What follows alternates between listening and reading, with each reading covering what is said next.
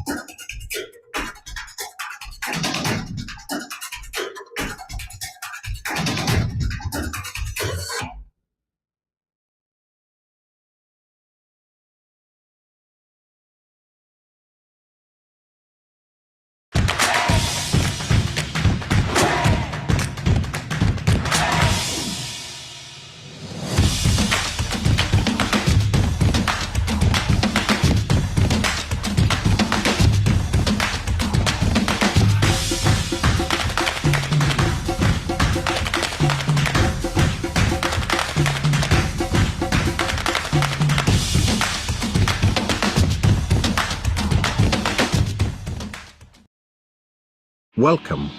Before we begin our meeting, please be informed of the following video conferencing etiquette. Number 1. If using a laptop, tablet, or mobile phone, make sure that your battery is fully charged to avoid sudden disconnection. Number 2. To be the best, you have to look the best by observing and wearing appropriate attire fit for the meeting. Number 3. Be on mute at all times and listen attentively to whoever is speaking. Number 4. Maximize the use of chat box and other tools made available by the system whenever you want your voice to be heard. Number 5. Avoid interrupting the speaker, and make sure that you are acknowledged before you speak. Number 6. As much as possible, turn on your video so that we could have a wonderful conversation. Number 7. We encourage you to station yourselves at a place free of destructive noise so that you could focus on the meeting. And lastly, number 8. We want to capture the moment with you. Kindly stay until the end as we will have a group photo after. Thank you. And have a good day ahead.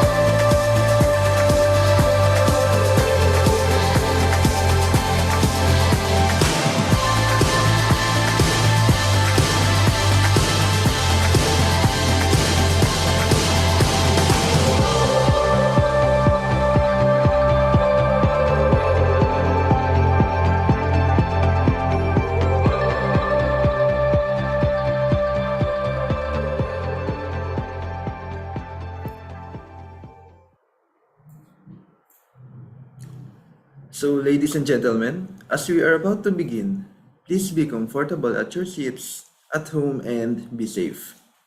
We also have a few housekeeping notes to make sure before we begin for today's program. Welcome. Before we begin our meeting, please be informed of the following video conferencing etiquette. Number 1. If using a laptop, tablet, or mobile phone, make sure that your battery is fully charged to avoid sudden disconnection. Number 2. To be the best, you have to look the best by observing and wearing appropriate attire fit for the meeting. Number 3. Be on mute at all times and listen attentively to whoever is speaking. Number 4. Maximize the use of chat box and other tools made available by the system whenever you want your voice to be heard. Number 5. Avoid interrupting the speaker and make sure that you are acknowledged before you speak. Number 6. As much as possible, turn on your video so that we could have a wonderful conversation. Number 7. We encourage you to station yourselves at a place free of destructive noise so that you could focus on the meeting. And lastly, number 8. We want to capture the moment with you. Kindly stay until the end as we will have a group photo after. Thank you. And have a good day ahead.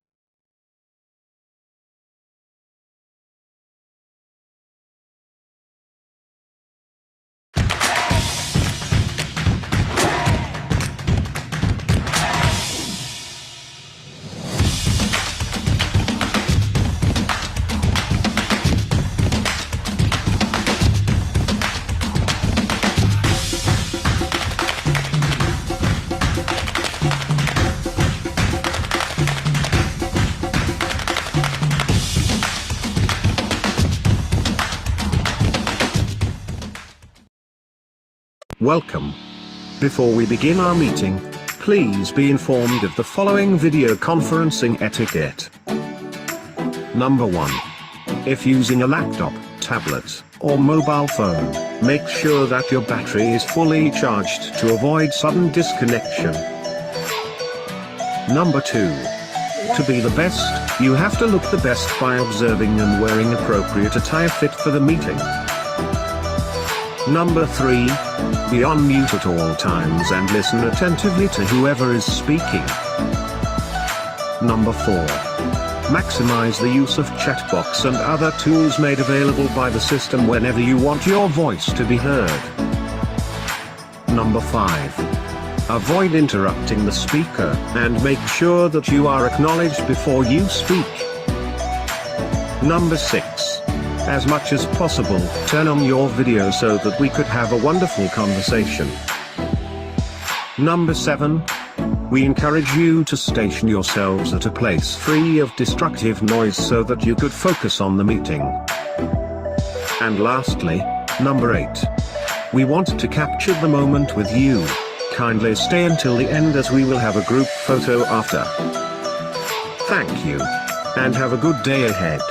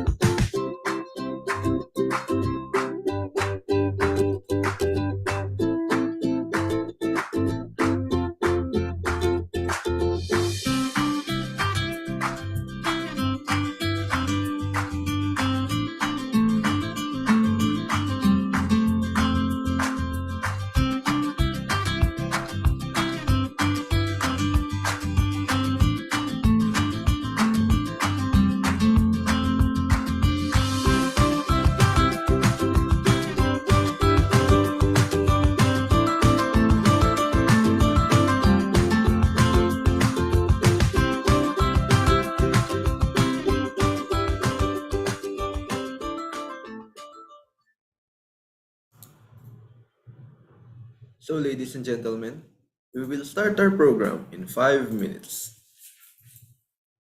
We members of the Institute of Integrated Electrical Engineers of the Philippines Incorporated, in recognition of the constant involvement of technology, in uplifting the quality of life, and in accepting a personal obligation and dedication to our profession, its members, and the communities we serve, do hereby pledge and commit ourselves to the highest ethical and professional conduct, and agree to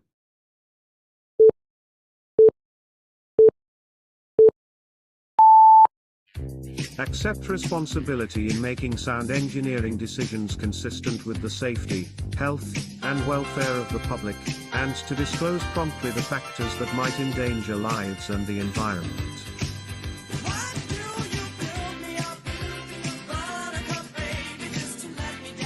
Avoid real or perceived conflict of interest, or disclose existence of such to affected parties.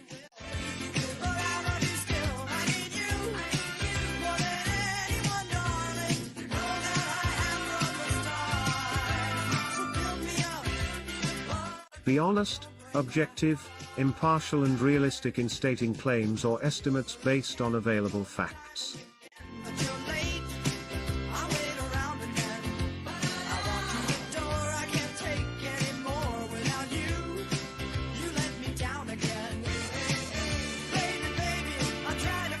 Avoid at all cost graft and corruption in all its forms.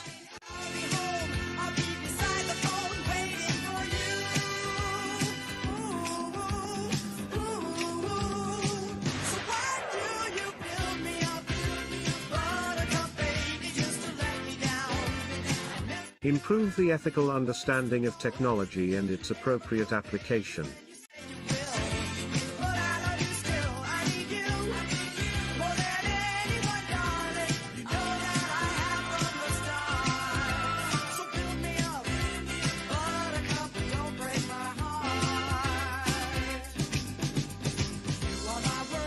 Continuously improve practitioners' technical competence.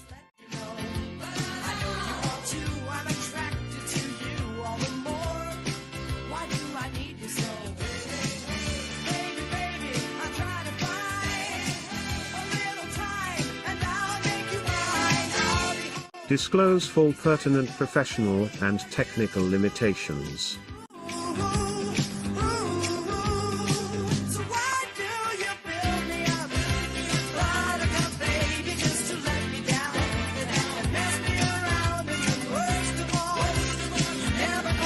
Seek, accept, and offer constructive criticism of technical work, acknowledge and mitigate errors, and give credit where it is due.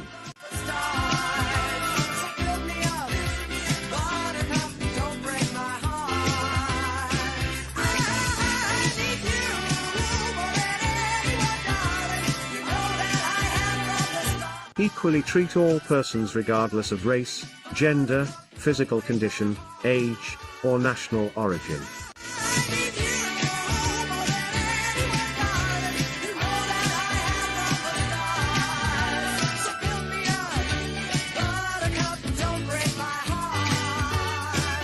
Protect and avoid injury to others' life, property, reputation, or livelihood by false or malicious actions.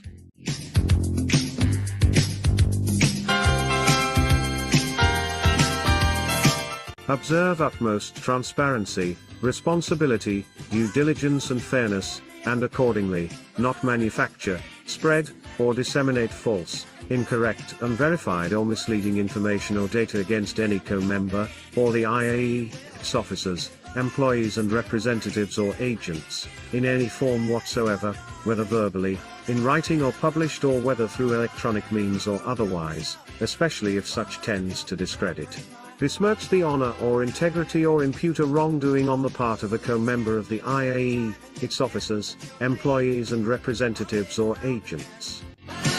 Support colleagues and co-workers in their professional and technical development, and assist them in complying with this code of ethics.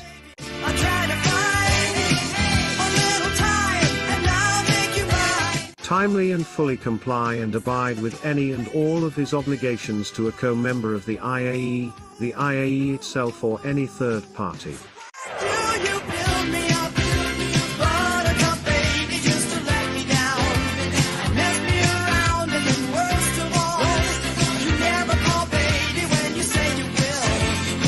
does not engage in or commit anti-competitive, fraudulent, and deceitful practices in any form, and uphold free and fair competition.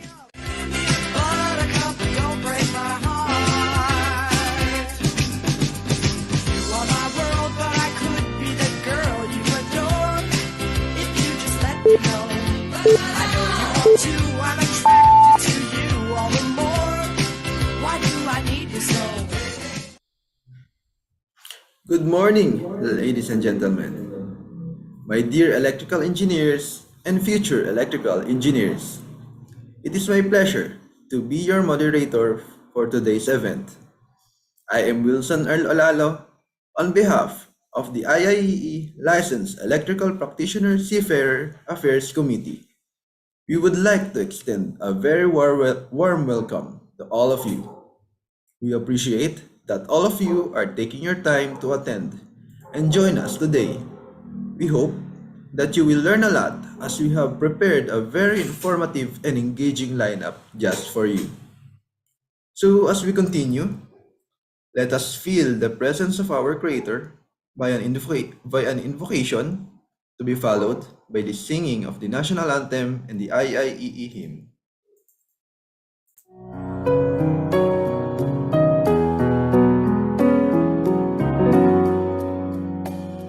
Dakilang may likha sa kalingat pang-unawa,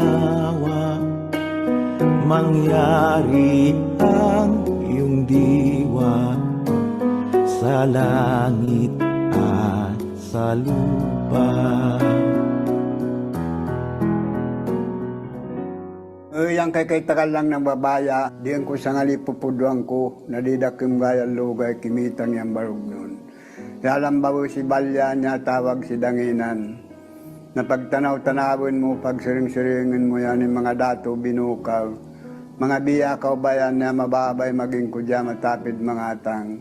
Sansurid luwang nangabat luskud ng binunsali. Yan kay gaong karingat ko yan, yung kabayaw ko. Pagpanguyab-kuyaban mo, pagpamayad-payadan mo, ng pinandang pinagalyo, pwedeng dinagansuli. Kahit tagal lang, ikaw yung matigam ka namin, na walay pagkaibsan, walay pagkawasan. Panganam mo sang wangay, patpid mo sang bantak, barantak ng pwedeng mo, wangay ng marigang mo. Ayan, kahit tagal lang, naga untong sa matkan mo, ng kariko ng bibutang mong babawin ng dunya, o yung kanami paggiginawa. Tagal lang ang latso kanami, inaagis ang anak mo na tamisa, nagatang hangawanan lingkod sa patiwayan. Allahumma innaka tara anna hadhihi al-qulub qad ijtama'at ala mahabbatik wattaqat ala hadhihi al-makan imanik wa tawahhadat ala da'awatik wa wasik rabitataha ya Allah wa addim uddaha واملأها بنورك الذي لا يخبو واسرح صدورنا بفائد الإيمان بك وجميل توكل عليك واهدنا سبل الوحدة والسلام والصلاح ربنا آتنا في الدنيا حسنة وفي الآخرة حسنة وقنا عذاب النار يا الله أنت مستجاب لهذا الدعاء وعليك توكلنا وصلى الله على سيدنا محمد وعلى آله وأصحابه أجمعين آمين الله أكبر الله أكبر الله أكبر. Mahabagin naming Ama, Ikaw ang aming sandigan at lakas. Ikaw ang kaligtasan ng aming katawan at kaluluwa. Naway takpan mo po kami ng iyong mapagkalingang kamay upang mayadyak kami sa mga pahirap at karamdaman at sa lahat ng masama, dala ng makabagong mundo. Hinihingi po namin na sana'y ilayo po ninyo ang mahal naming lungsod ng tagum sa mga mapinsalang kalamidad at sakuna. Mahal naming Panginoon, Ikaw ang aming proteksyon at gabay. Sa oras ng pasakit at pangamba, bigyan niyo po kami ng sapat na lakas upang aming mapagtagumpayan ang lahat ng pagsubok sa aming buhay sa pangalan ni Jesus. Amen. In the name of the Father, and of the Son, and of the Holy Spirit. Amen. God, our loving Father, Creator of heaven and earth, we thank you for your generosity and kindness, and ask that you hear us in times of needs. Make us worthy of your blessing, and keep us from further want. Help us restore our abundance here on earth, so that we may turn more attention to your divine kingdom. Help us become a blessing to our family and others, to glorify and honor your name. We ask this to our Lord Jesus Christ, your Son, who lives and reigns with you in the unity of the Holy Spirit, one God, forever and ever. Amen. In the name of the Father, and of the Son, and of the Holy Spirit. Amen. Iadya nyo kami sa pagmamataas upang maiwaksi ang lupit at dahas. At samahang lumikha ng pamayanang payapa sa kalikasan kabuhayan, kakanyahat paniniwala.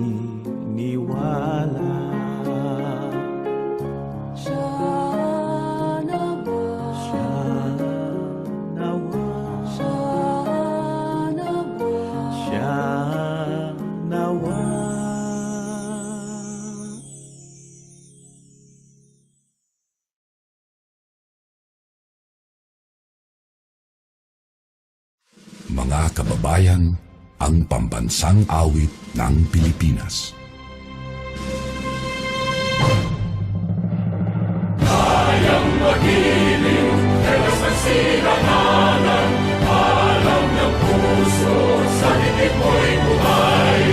Lupang hinirang, tuyag ka ng magiting, sa manlulupin, di ka pasisigil, sa nalagang tutok sa simoy at sa langit mong pangaw, ay hinagang tulakawin sa pagkayang minamahal.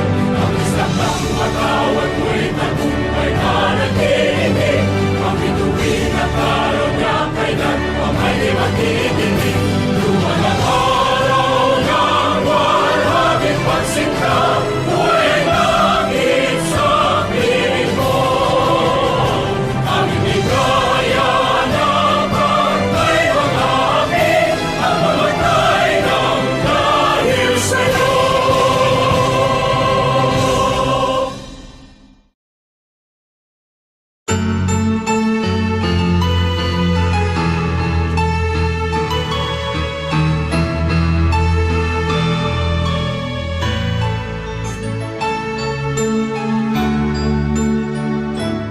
We are one in IIE mission and vision, instilling excellence in electrical profession, having a dynamic professional association,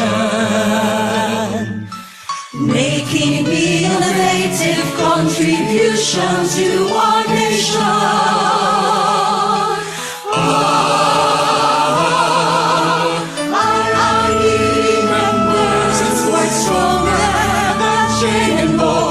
Rising to any challenge, involving wars, storms and bolts, PEREE and RME, connecting industries by the electric circuits.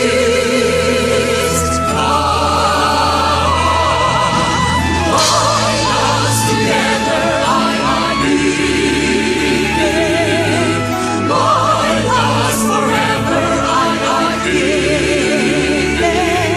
With power cords cannot be broken. Bind us together, IIE.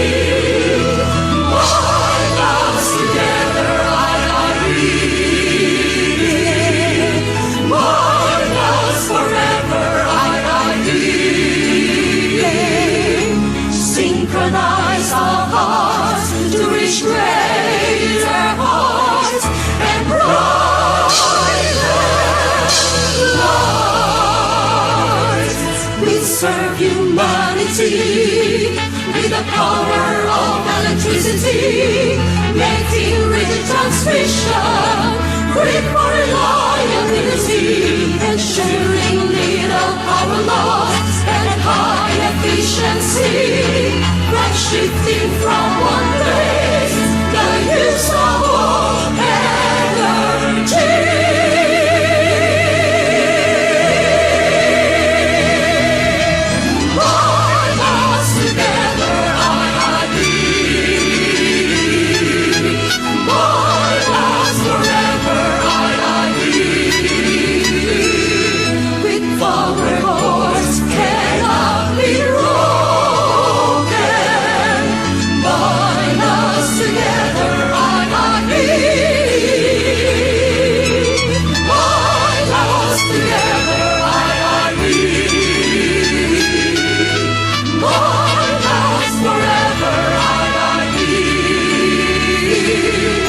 Synchronize our hearts to reach greater heights and brighter light. There's only one institute, no one else can substitute. There's only one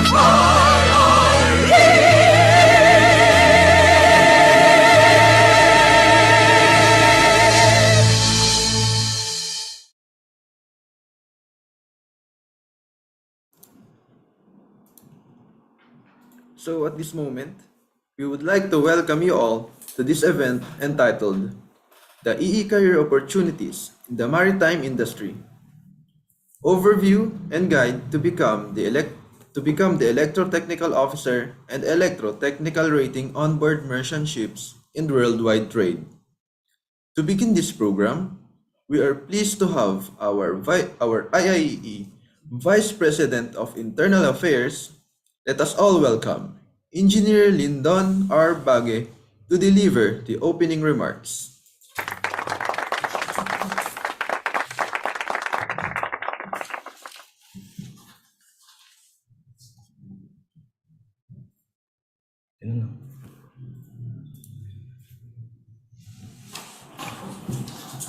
Yeah, hello, good morning to all. So, pasensya na, we have these technical difficulties. Actually, I'm here at the IIE office to oversee all the activities of the webinar. Before that, I would like to welcome you to this activity for the first ever organized group na ginawa natin for this year, the LEPSAC, they call it LEPSAC, the Licensed Electrical Practitioners on Seafarers Affairs. So this is an ad hoc committee that was created because of the clamor of all the members, particularly in this field of work, to have their own group. Now, during the time that we created here, medyo hesitant pa yung iba, but nung makuha na namin yung feel ng ibang mga members, so we organized this group, although mahiyain pa. And most of the member here or officers are in their own ship, no? Kaya nagmi-meeting kami through chat because of the distance, and but we have this fruitful activities na nagawa, and this is the first web seminar which entitles EE Career Opportunities in Maritime Industry, to oversee and to guide us to become an electro-technical officers, or what we call ETO, and or electrotechnical electrotechnical rating on board merchant ship in a worldwide trade. Now, actually, when I was in the CHED, we will be the one invited to be part of the creation of the ETO. So yung tawag pa sa amin yun yung electro-technical officers, in which they wanted na sana daw ito ay 2-year program. But during the discussion, sabi namin, it's very hard for all the electrical practitioners in seafarers na mag-aral pa for 2 years. Then eventually, after the discussion, it turned out na naging training ito as form part of your continuing professional development. So with this, nalipat po ata itong ating exam from PRC to Maritime. So doon namin nalaman na iba na po pala yung nagre-regulate.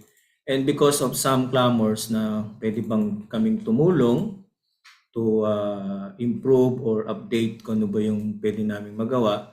That's why through the IAE with the leadership of Engineer Feliciano Padua, nag-create kami dito ng group which I oversee it. Kaya ito pong nagawa namin is a very fruitful one, and we hope that all the members who are here, 346 are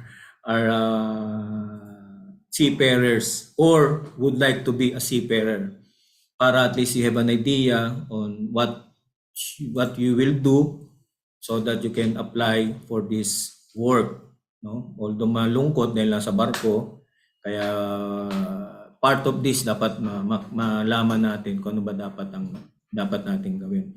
Now, as you look on the programs, there are several presenter, and some of them ata ay nasa barko.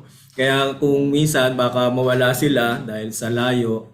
And of course, sometimes baka ibigay sa iba muna for a while kung kailangan na talagang may mag-present. Kaya hoping na they are available, and we hope that all this activity today will give you a fruitful one. By the way, before I end, I would like to invite you to our face-to-face ANC, yung mga nandito sa Pilipinas ngayon, to drop by to the SMX for our exhibit. So we have prepared an exhibit at the ground floor of the SMX. We invited 265 suppliers and exhibitors. Actually, it's not a local exhibitors, but we invite foreign exhibitors. So okay na sa kanila, like Malaysia, Taiwan, Korea, and some other countries na nagpo-provide ng kanilang promotion for their product. So with this, stay relaxed at your home. Kami naman dito sa office will try to provide you a better internet, and would like to thank the PLDT for this sponsorship. Kaya kayang-kaya po namin mag-provide sa inyo ng service through webinar. Malaki pong capacity ang pinahiram po sa atin ng PLDT. So with that, maraming salamat po at magandang umaga sa inyo lahat. Thank you.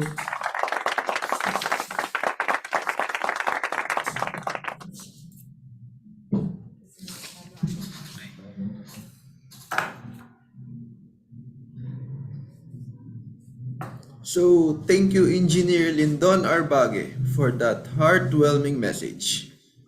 So, before we start with our first speaker, we will now proceed with a short message. So, to give his short message, we are pleased to have our very own IIEE National President, Engineer Feliciano F. Padua III. Good morning. Am I audible? Audible po ba ako?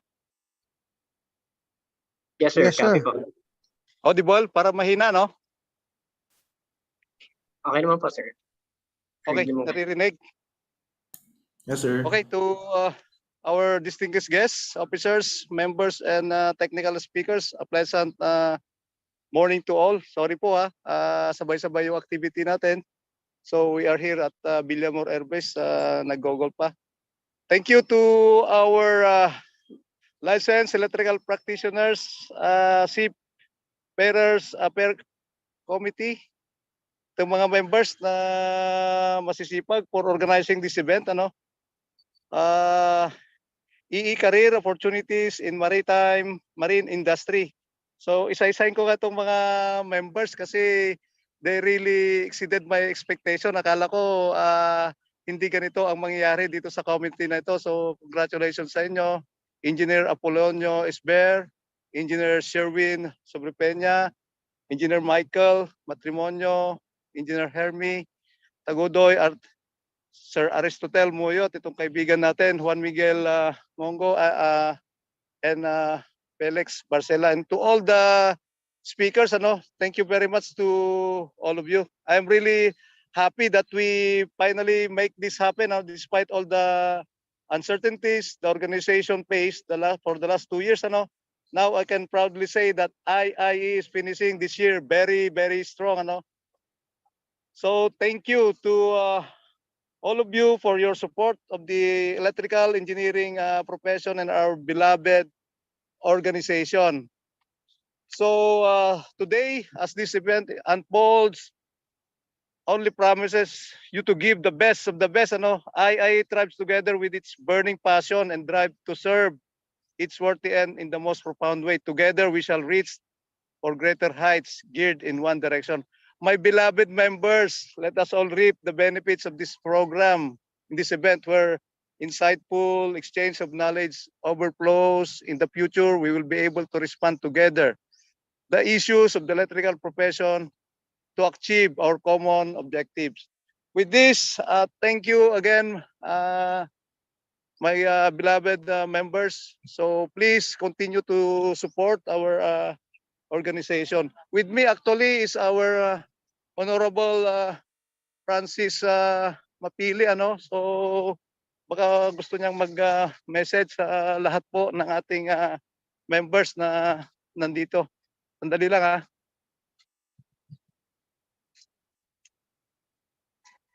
Sir Francis, pwede ka mag-message. Licensed Electrical Practitioner si Mayor's Academy Committee, yun yung nagbigay ng technical webinar niya. Hello? Naka ano na tayo? Can you hear me now? Yes, Yes, sir. sir. Am I loud and clear? Loud and clear, sir. Yes, sir. Yes, to all of you participants in the Seafarers seminar right now, I congratulate each and every one of you, most especially the speakers, our resource speaker and expert on the seafarer. The seafarer as one of our scope of practice in the electrical engineering profession, the seafarer is one of the most, I would say, lucrative profession that our electrical practitioner can get into.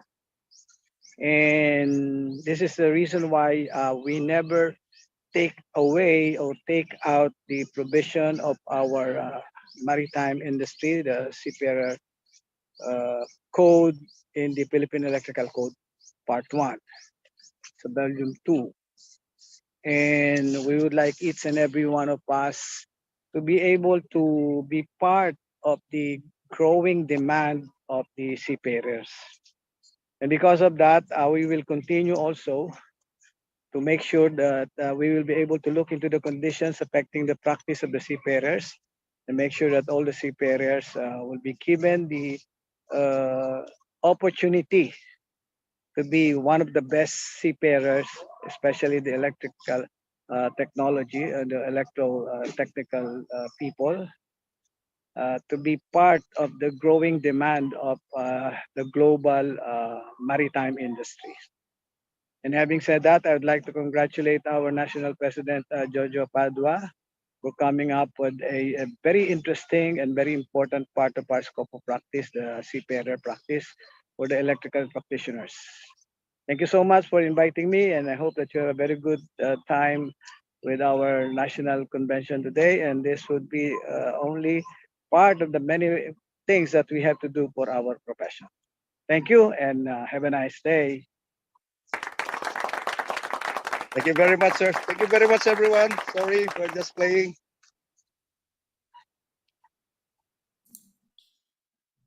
So what a great message to start our program. Thank you, Engineer Feliciano F. Padua III and Engineer Francis, for the inspiring message. So now we will not wait any longer. Let us all be ready to power up our knowledge with our first speaker of the day. To give a heads up for the background of our first speaker, He is a registered electrical engineer and an electrotechnical officer. He is an EE graduate at Mapua Institute of Technology in the year 1999. He started his sea service in the year 2000 up to 2017. He worked at Hamonia Marine Services in the year 2000 to 2002. He also worked at MRM Philippines in the year 2003, at Willem Marine Services in the year 2006, and at the Semi Ship Management in the year 2007. He also worked at the Marlow Navigation Philippines Incorporated in the year 2008. He is a Marina accredited ETO/ETR instructor and a Marina accredited ETO/ETR assessor. He is currently a faculty instructor at the United Marine Training Center. Let us all welcome Engineer Michael D. Matrimonio with his topic, How to Become ETO/ETR.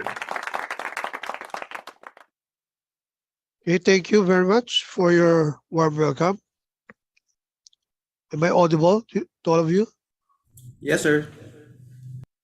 Okay, so I will share my presentation to start up.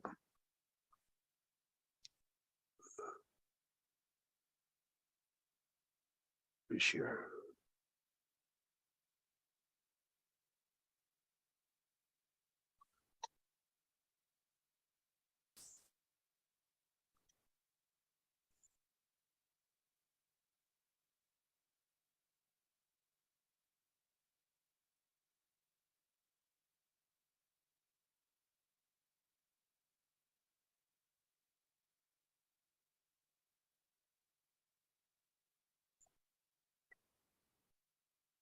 Okay, good morning to everybody.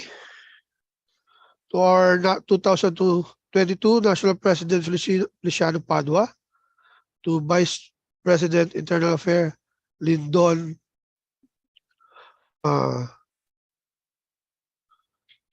Bage, to Vice President of External Affairs Alberto, and to our distinguished guests, members, good morning.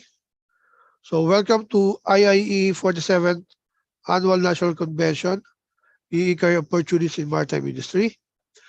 To give you an overview and guide on board of international vessel, how to become an ETO and ETR. Our topic for this session is how to become an ETO or ETR. So first, what are the requirements and what are the qualifications? Okay. So by the way, your speaker, as this, I'm Engineer Michael Matrimonio. Okay. So how to become an ETO or ETR? So first to know is, what is the minimum educational requirement as per STCW code? So first, what is STCW means? So STCW is the standard training and certification and watchkeeping. So how do you call this? This is all the requirements and regulation for all seafarers internationally. So for ETO, it is STCW Regulation 36, and for ETR, it's Regulation 37. So all those are, you can find the minimum education requirement for STCW for ETO and ETR if you have this book. No? And then, what are the STCW training needed for the ETO and ETR? So all the training is indicated at table A-3, /6, and for ETR, as per STCW code, in table A 3/7. So all the training needed for ETO and ETR can be found in the STCW. And lastly, how to become a seafarer is the documentary requirement for issuance of ETO and COC and ETR COP. So what is COC? So ETO COC is the license of the ETO. So COC is a certificate of competence, while for the ETR, it's COP, it's certificate of proficiency. So after you gather all your documents, then you need to pass the assessment. You will have your ETO, COC, and COP. Okay, so minimum requirements for certification of ETR.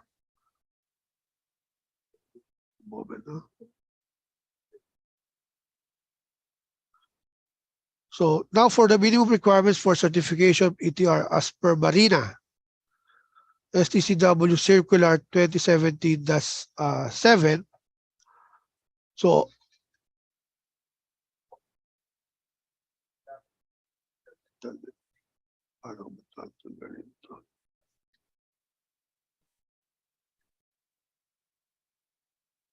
okay, so every candidate for certification as electrotechnical rating shall not be less than 18 years of age and submit original copy of the page 1 of SRIB or the Siemens book.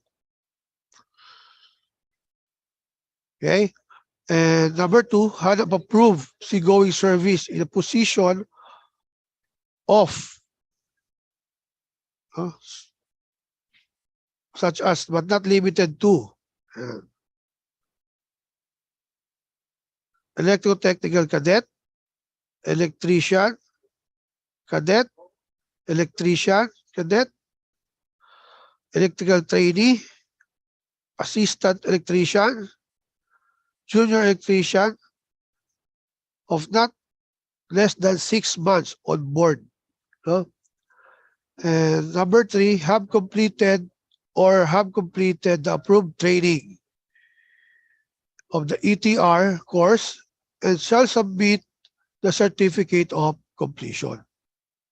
No. Huh? So this approved seagoing service as required by Section 6.2 shall be documented through the original and photocopy of relevant pages of SRIB showing appropriate seagoing service and certificate of sea service from the shipping company. So this is the sea service you need to get on board or from your money agency. So in addition, if you are going to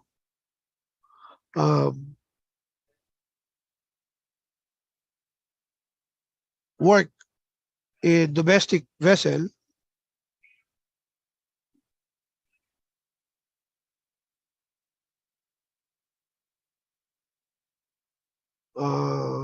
for domestic seagoing, you need to submit the crew list duly signed by the master and stamped by the Philippine Coast Guard. So, okay. So another requirements, you need to submit a valid certificate in PEME.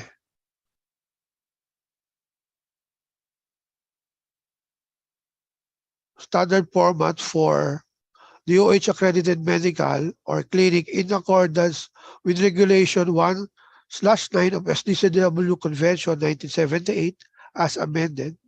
So this medical certificate, this PEME, is the pre-employment medical examination standard. So that is the meaning of PEME. So before you can have the ETR, you need to take the medical examination first. Okay?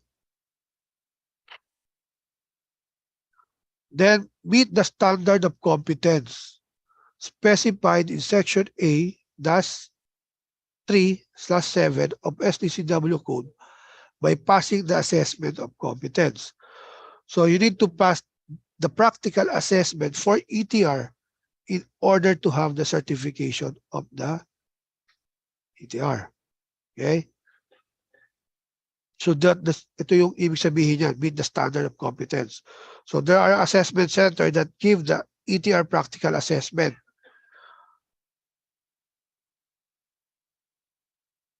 So another minimum requirements for ETR, of course, is the assessment, no? So this is the specific requirements for assessment of competence, that every candidate for assessment of competence shall present all the general requirements under section 6.1, 6.3, and 6.5 of this circular. So what is the circular? As you can see, we have the source at the bottom of my PowerPoint presentation. You can go to stcw.marina.gov.ph and upload the circular, or you can go to stcw.marina.gov.ph, and then there's all the circular regarding marina assessment, certification are all uploaded in Marina website. So 6.1 means this is not less than 12 months sea service. Okay? Then yung 6.3, that's not less than 6 months in engine department with ETR, with certification of training completion of approved ETR or ETO course. So if you did not met the 12 months and you have 6 months on board,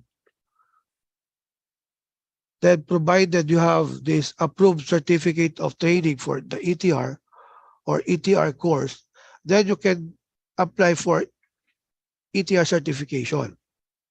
So if you don't have this ETR training or ETO course, but you have 12 months or more sea service, then you can apply for ETR certification. Assessment. Okay? Then, not less than 3 months with. So you can take the ETR assessment if you have sea service, no? Not less than 3 months. Provided you have transcript of record for BS Electrical Engineering.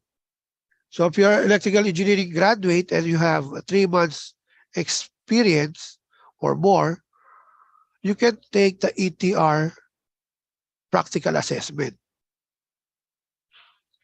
Okay?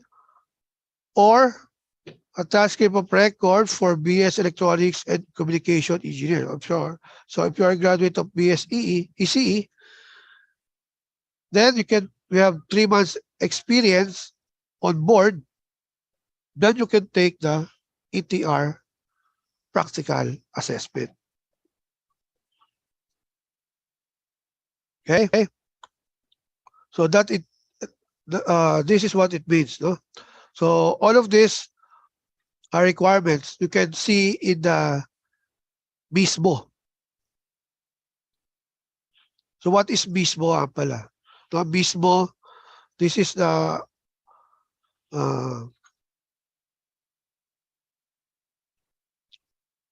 online service of Marina.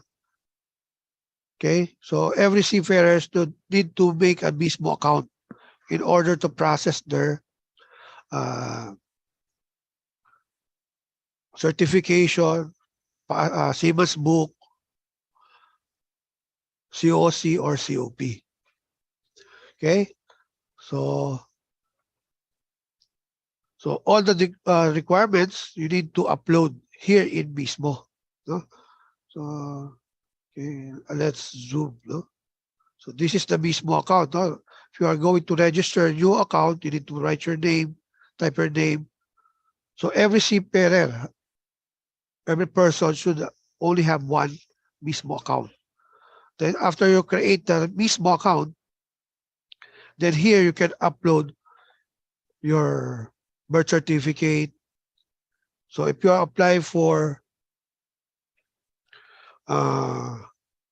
Siemens book, of course, first you need to get the BT training or basic training. Oh, by the way, the meaning of mismo is Marina Integrated Seafarers Management Online System. Ayan.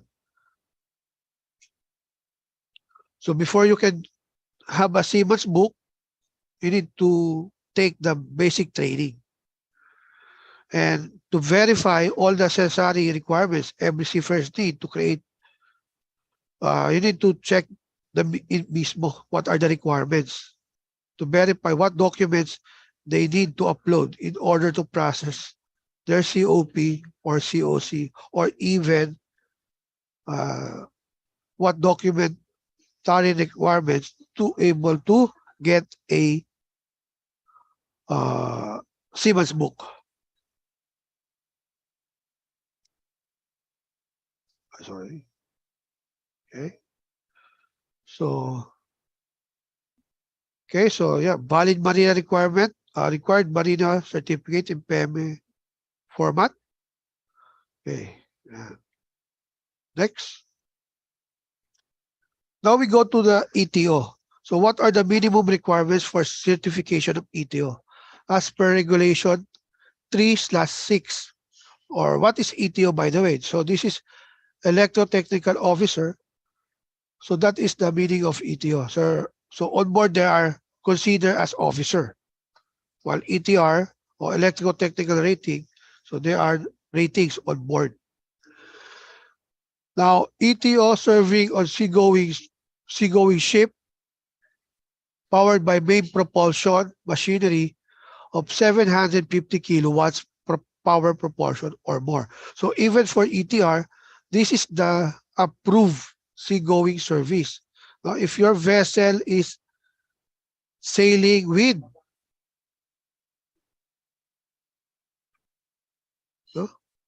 750 kilowatt propulsion power or more. Ayan. So take note, no? If your vessel is less than 750, it will not qualify as approved sea service.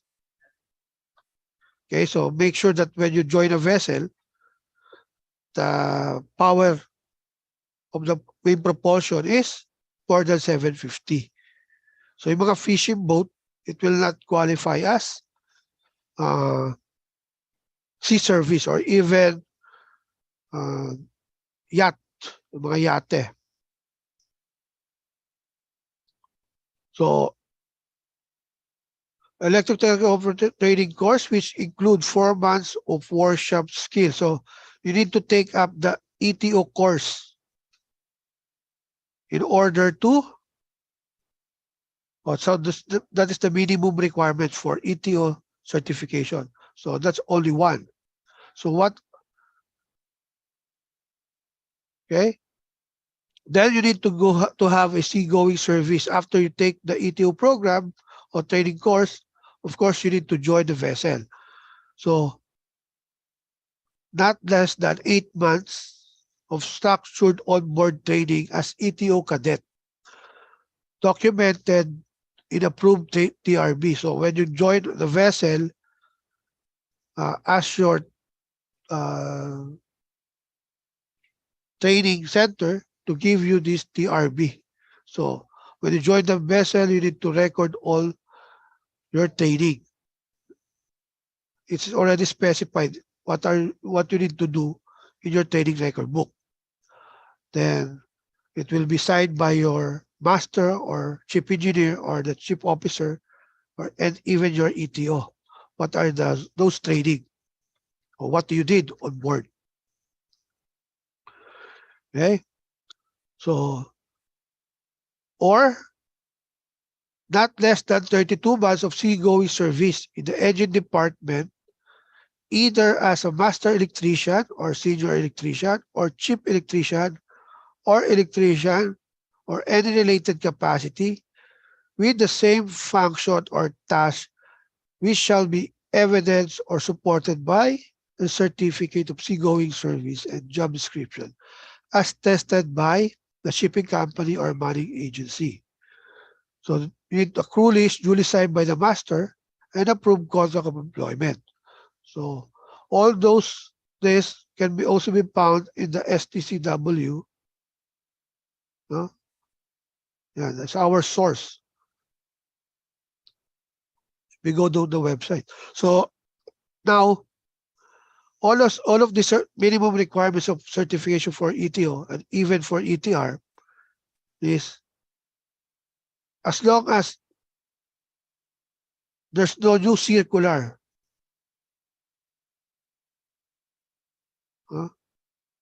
So this is the new circular 2016 to 2021 06. As long as no new circular will be posted, so this is the minimum requirements. Okay. So another requirements for minimum requirements for certification of ETO. Okay, so meet the standard of competence specified in section A-4 or -6/1 of paragraph 2 for basic training section.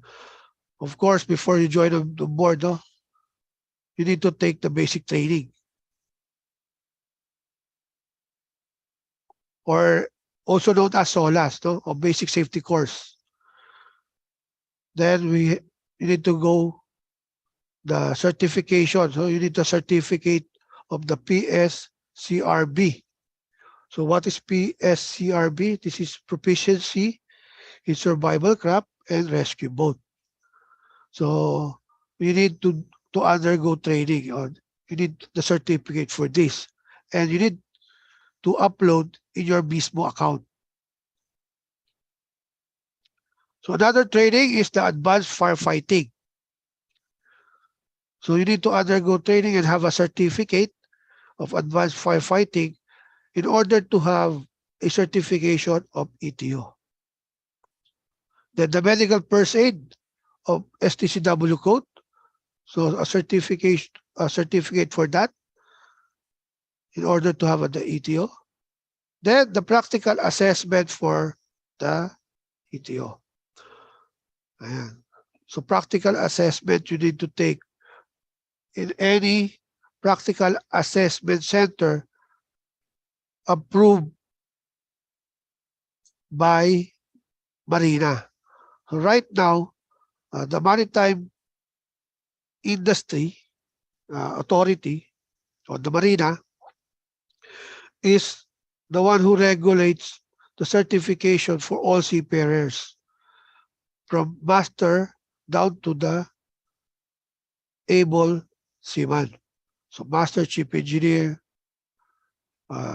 navigating officer, engine officer, ETO, ETR, AB engine, AB deck. So all the certification are coming, approval is coming from the Marina.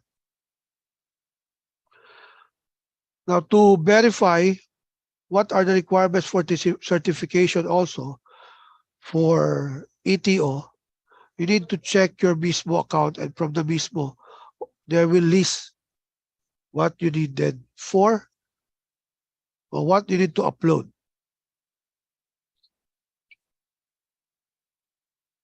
Okay, so what are the standard training needed for the ETR? So basic training course, of course, you need to take the basic training course.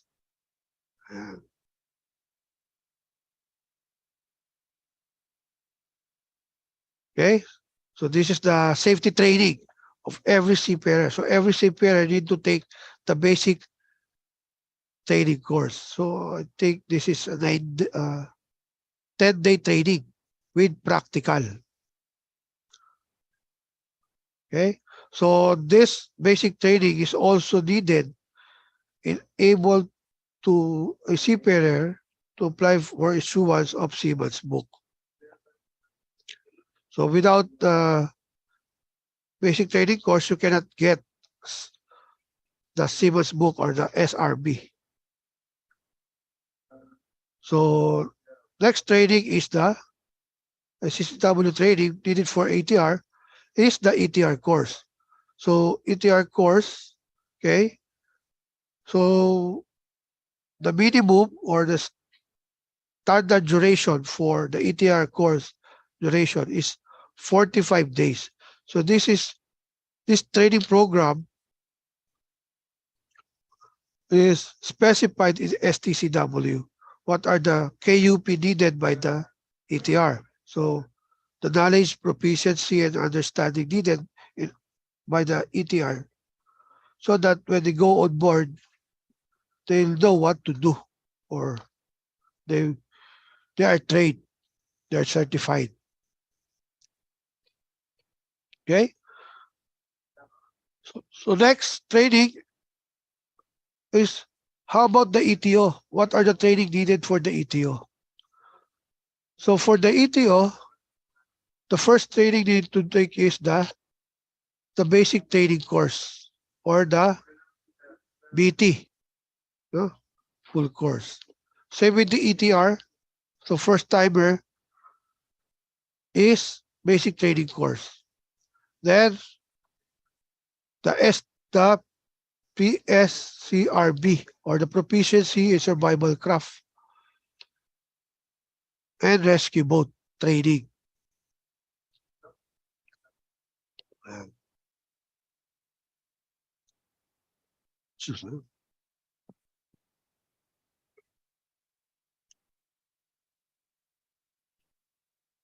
Okay, so next training is the advanced firefighting. You need to take the advanced firefighting and the medical first aid. So all this, and of course, the ETO course. Okay. So this are STCW training you need, no? Basic training course, proficiency survival craft and rescue boat, advanced firefighting, medical first aid, and ETR course. If you completed these 5 training, then you can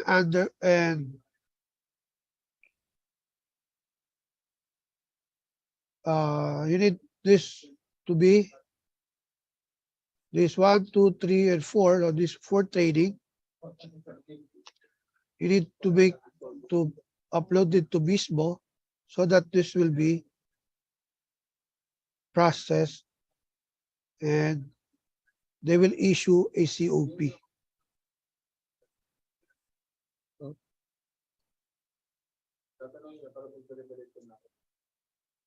Then you need the experience so that you can take the practical assessment. Okay. So next, what are the documentary requirements for ETR COP? So after your training and sea service, you need to upload them to the Bismo. Okay. So the practical assessment for ETR. So that is this certificate. You need to upload to Bismo. To be able to take the ETR practical assessment, you need to upload all the requirements, which can also be found in the Bismo account. So the Marina will give you a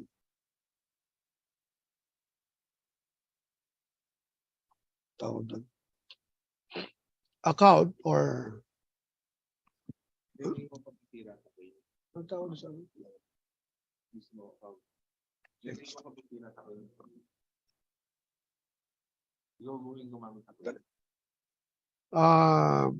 okay.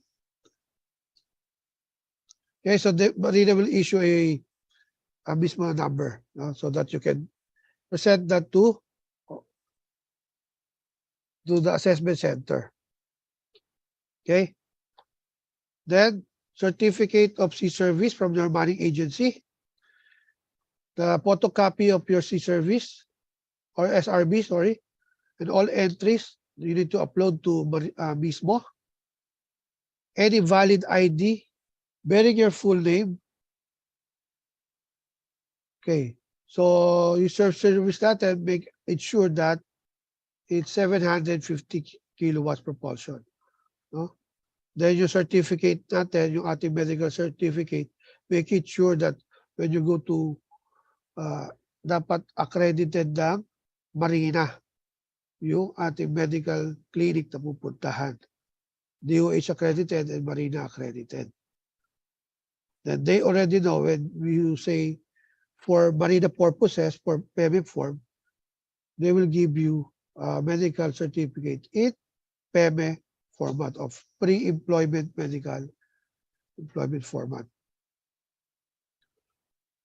Then your C-Service, no? 750 kilowatts propulsion power or more. So 12 months C-Service. Then yung capacity or yung C-Service nyo indicated what is your position. Okay? Then there's an attestation of C-Service signed by your master or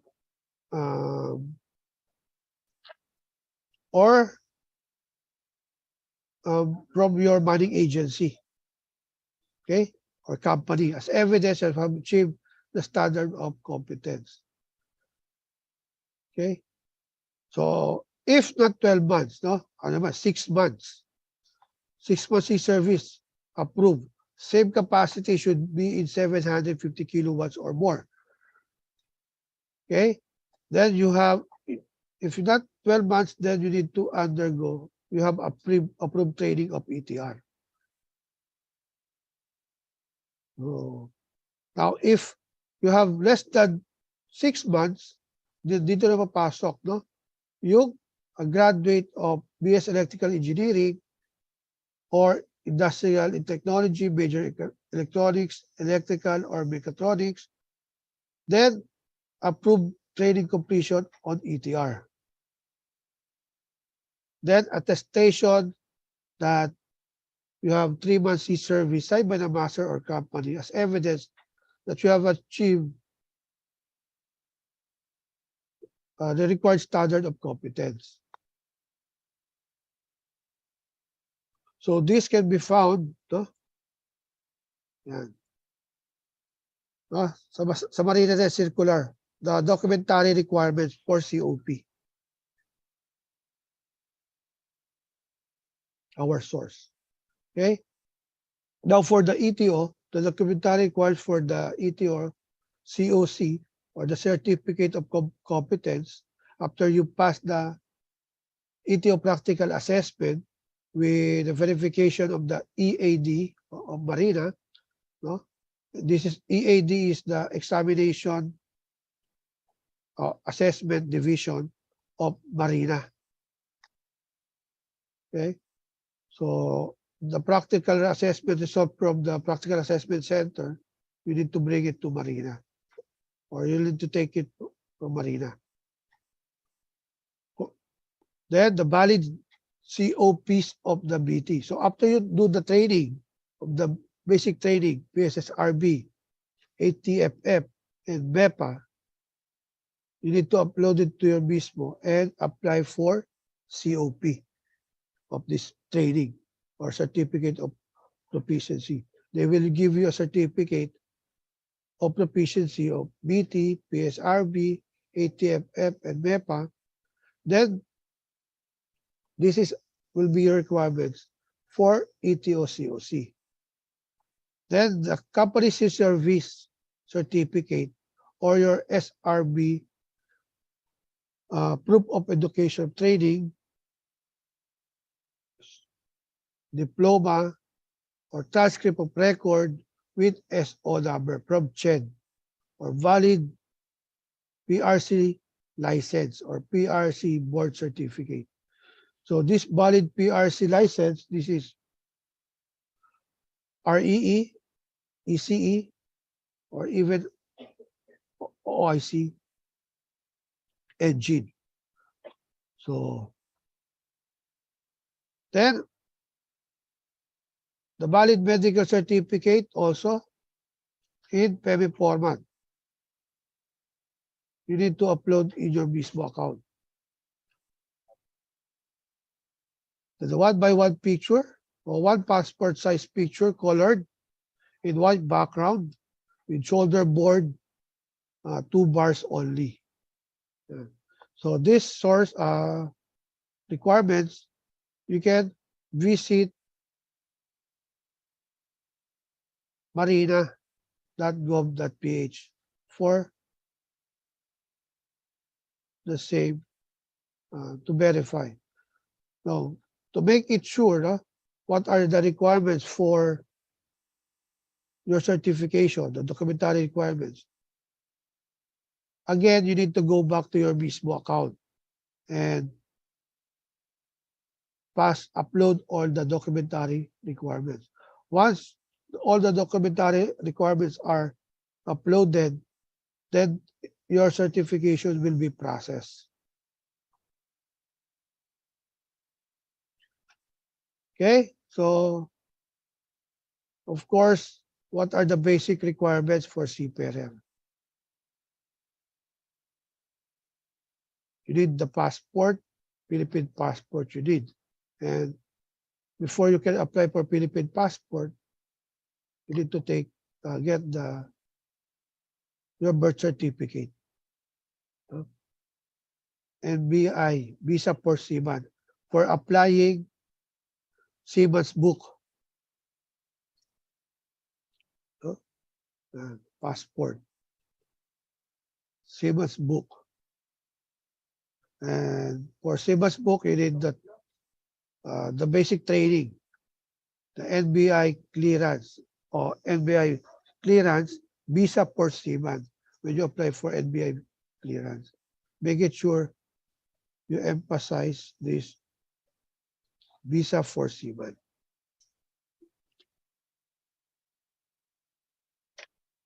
Then your yellow card. So yellow card is issued by the Bureau of Quarantine.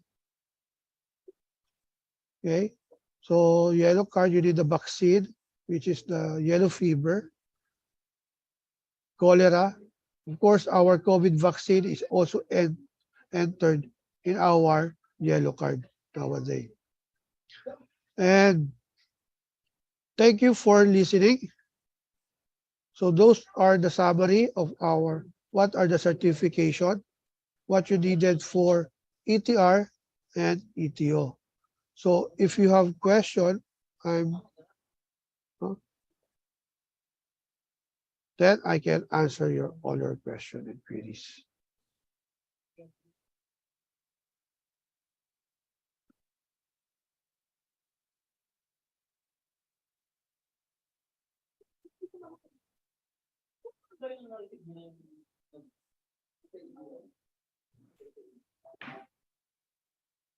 So, Hello?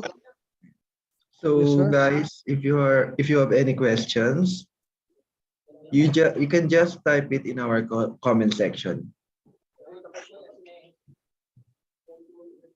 Ayun, so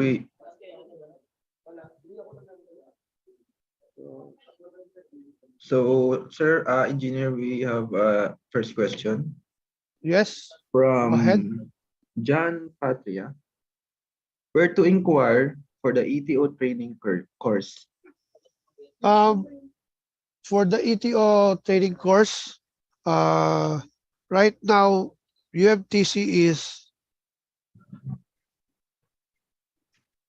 hiring or accepting ETR trainees as long as all the qualification is met. No? So you can go to UMTC or other training center which offer the ETR course. So we have another question, sir. Please briefly explain the difference between ETO and ETR. Okay, briefly, ETO and ETR, as specified by STCW, So ETR is ETO is the officer for electrical or electrotechnical, and ETR is the rating. So for the next question, what is the budget needed? How much budget needed in acquiring the ETO ETR certification? Okay, for certification, the budget you need, I am not so sure, but it's only because you're asking for certification. It will not cost you that much. I think less than 2,000. I'm not so sure for certification, but for training, that's another story. So for the next question, sir, may chance daw po ba ang nagfe-failed ang Ishihara test? Okay, for Ishihara test, it's company specific because, but you need to tell your manning agency that, let's say you have colorblind, you need to tell them because it's not specified in STCW. It's always company specific. So for the next question, sir, may chance daw po, qualified daw po ba maging ETO ang mga RME? Okay, so as of now, no, as per Marina, sa ating mismo, requirements po ang REE or the PRC license, REE or ECE. When you because do sa mismo, you need to upload your PRC license REE or ECE or officer in charge in engine. So for the next question, sir, how much na po ngayon ang ETO course sa mga training centers? Range amount daw po. Okay, for ETO training, okay, before I answer how much it costs, who shouldered the training first? Okay, so the ETO training program, as directed by Marina, no candidate shall be taken in or participants, no, walang pwede mag-training na walang vessel na sasakyan. So I cannot just go on the training center and enroll for ETO program, but I do not have a vessel yet. So before you have to get an ETO program, so bago ka makapunta sa lineup ng ETO program, you need to have a principal interview. You need a sponsor company so that after you finish your ETO program, meron kang vessel na pupuntahan. Now, with regards to the training cost, it varies from training center to training center. But the training program sometimes is shouldered by your principal. Let's say 10%, 50%, or even 100%, or nothing at all. But the important is you have a guarantee vessel after you finish your training program. So I think roughly 10,000 for the ETO program. I hope I answered your question. So for the next question, sir, is that may age limit daw po ba ang pagkuha ng ETO ETR, and kung ang experience ay construction, ano daw po ang insight na pwede gawin? Okay, if you're coming from the construction or your experience, so better to have at least a year in the maintenance experience, or go to undergo reading ka, no? Self-study what are motor controls, okay, how to read the diagrams. So that are the basic or troubleshooting. So, for the next question, sir, Okay, next. remind ko lang po, due to time restriction, we will accompany with our last 4 questions. So, Okay. you can email Engineer Matrimonio for your other questions. So, for the next question, sir, is Okay. there any chance to be an ATR even if I'm RME only with bachelor's degree? Okay, if you are an ETR, if you are for ETR, even you are high school graduate, kasi di ba specify dun sa ETR yung educational attainment. So even you are not BS and you serve on board more than 12 months as electrician, and meron kang, even your RME or not, then you can apply for ETR practical assessment. As long as you can pass the practical assessment. So first thing, you need to pass the practical assessment before you can have the ETR COP.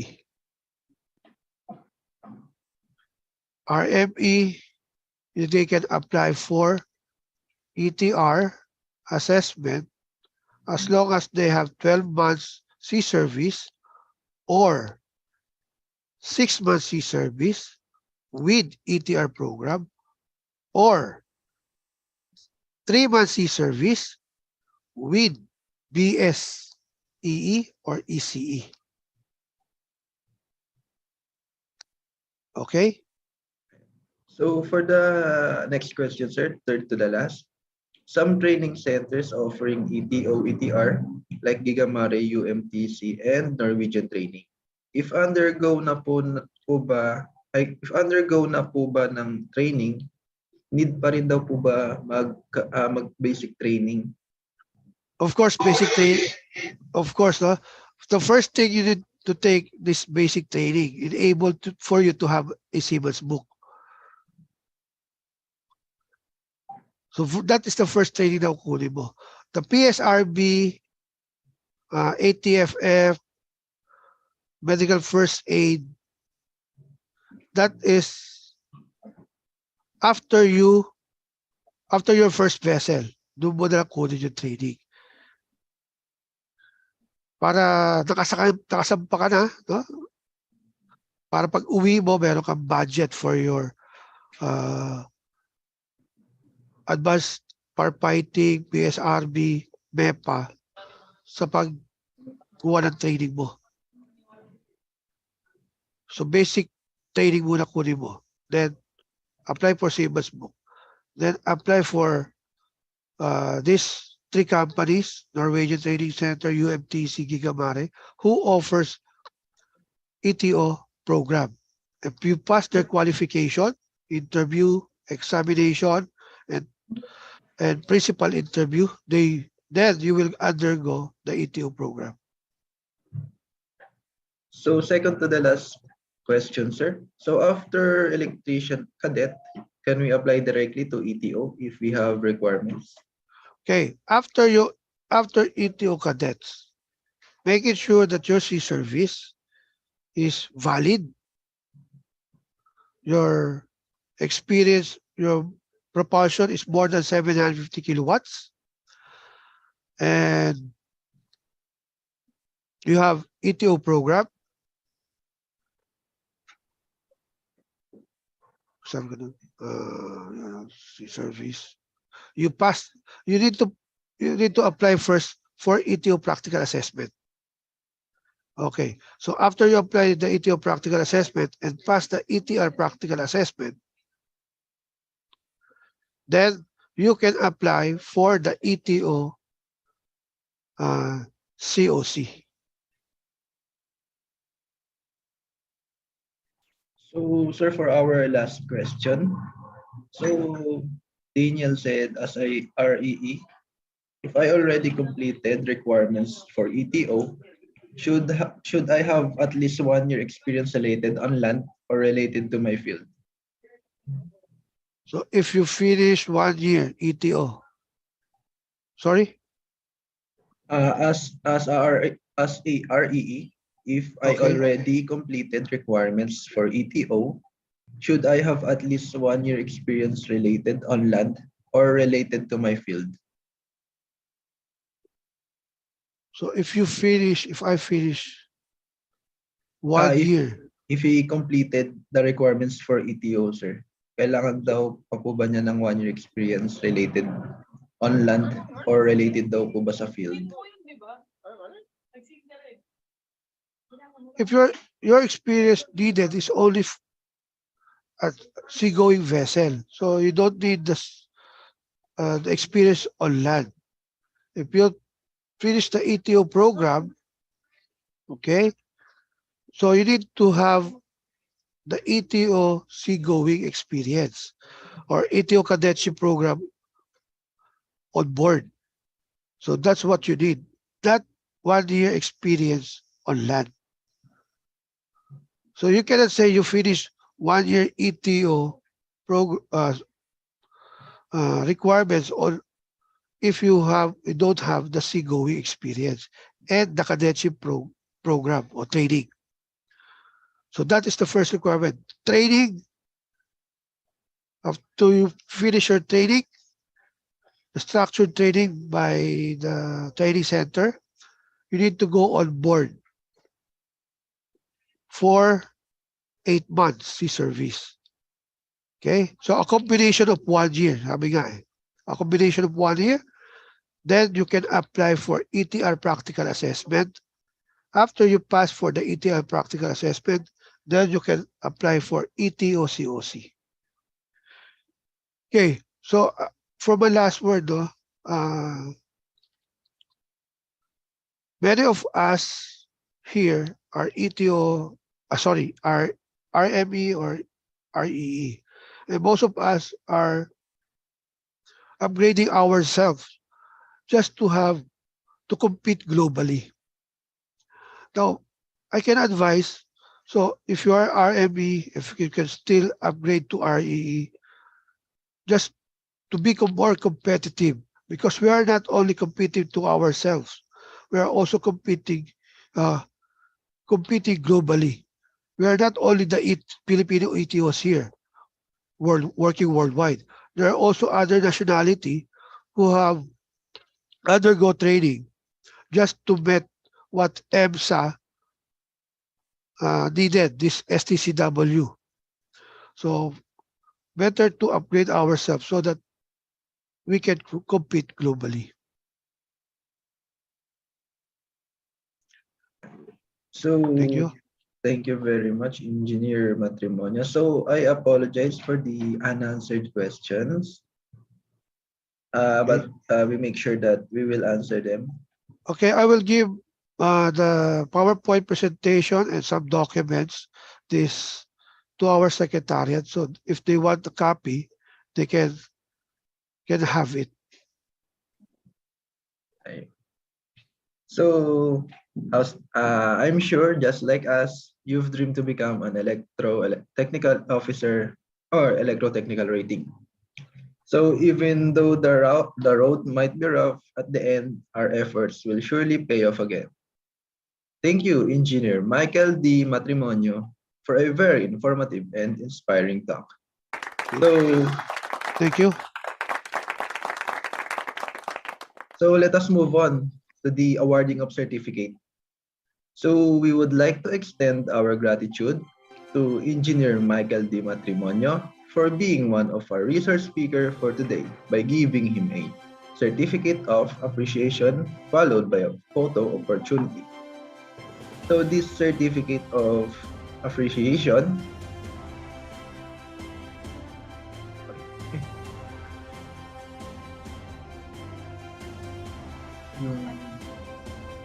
Thank you. So this certificate of appreciation is hereby given to Engineer Michael D. Matrimonio for integrating a valuable insights as technical presenter on the topic, how to become ETO, ETR. During the EE career opportunities in maritime industry, ETO and or ETR onboard merchant ships in worldwide trade in conjunction with the 47th Annual National Convention with the theme Leadership, Rising Above Adversity Through Passion and Commitment, Leading on the Road to Recovery, held on November 7 to 12 in Manila, Philippines via Zoom conferencing, given this 9th day of November 2022. So, Sir Matrimonio, we will going to have a photo up. Okay. I'll just take my headset. Okay, sir. 1, 2, 3. Once again, thank you very much, Engineer Matrimonio, for that very inspiring talk. Thank you. So now, let us move on to our second speaker of the day. So for the heads up for his background, he is a registered electrical engineer. He is a registered master electrician and an electrotechnical officer. He is an EE graduate at University of San Jose, Recoletos. He passed Class D and Class C radio operator examination in the year 1991 and 1995. He was a department head at CITE Technical Institute Incorporated in the year 1996 to 1999. He became the fleet electrician at Philippine Fast Ferry Corporation in the year 1999. He was a senior electrical fitter at Magsaysay Maritime Corporation in the year 2001. He was an electrician at Lasete Yachts Management in the year 2008. He is currently the electrician at Vulcan Maritime Fraser Yacht Crew Asia Incorporated. With his topic, the importance of electrotechnical officer and electrotechnical rating on board ship, let us all welcome Engineer Matias A. Tabasa III. Good morning, everybody. To our fellow guests and attendees, good morning. Let me share my screen.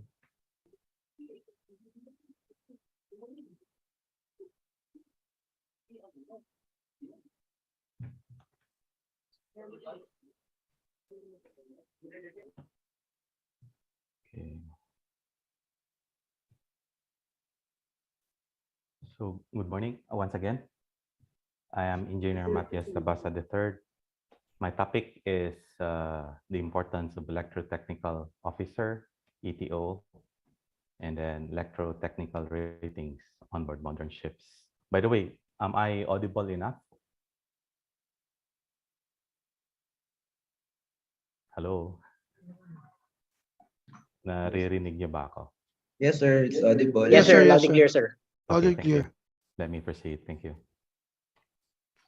So, since I was introduced already, I think that's, I'll just skip to this slide.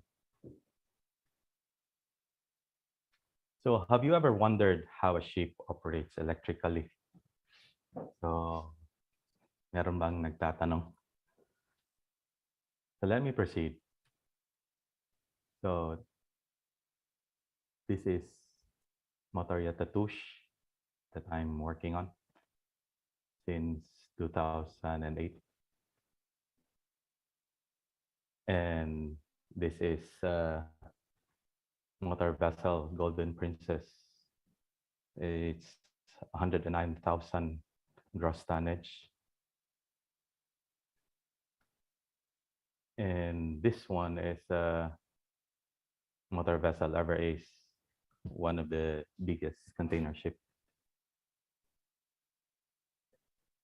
or this one, the motor vessel Wonder of the Seas. This is the biggest cruise ship as of now. So before we proceed, let me just give some objectives for my presentation to be able to explain some terminologies used on board ships, to be able to show different areas of the ships and some basic electrical loads, to be able to show the different maritime propulsion and its innovations. And lastly, to be able to explain the importance of ETO and ETR on board modern ships. Okay, to proceed. So for the terminologies, I'll just run some basic ones because I might be mentioning throughout my presentation. So the bow, the forward portion of the ship. Stern is the aft or rear portion of the ship. Port side, left side of the ship facing forward. Starboard side is the right side of the ship facing forward. So just looks like this. That's the bow, that's the stern, the port side, and the starboard side. Next, wheelhouse or the navigational bridge. It's a small room or shelter on a ship where the wheel used for steering the ship is situated. The mast, a tall upright post, spar, or other structures on a ship.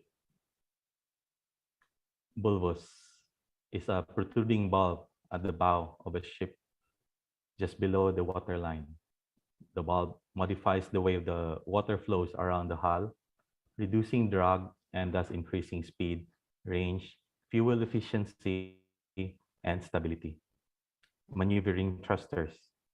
A thruster takes suction from one side and throws it to the other side of the vessel, thus moving the ship in the opposite direction. So that's the wheelhouse there. And that's a mast,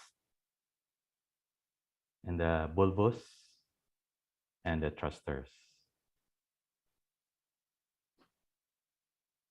This is an example of this how a bridge look like. So this is a modern ship because it has the steering wheel is already very small.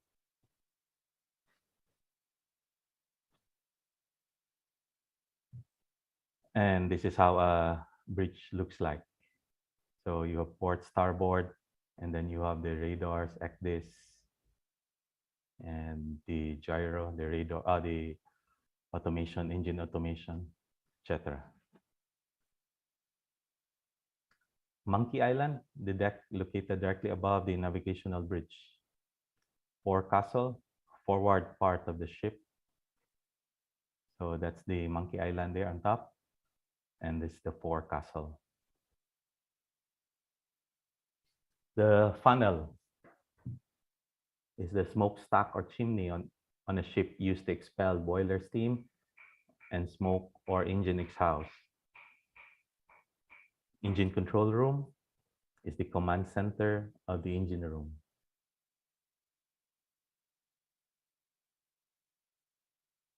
Engine room, the compartment where the machinery for marine propulsion is located.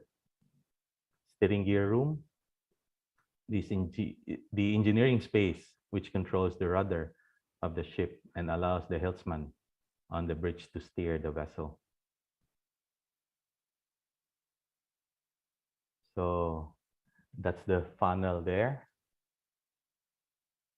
And the engine room, I'm just taking just the side view first. And sorry, engine control room and then engine room and the steering gear room. So this is a picture of an ECR, engine control room. This is a modern one because you can see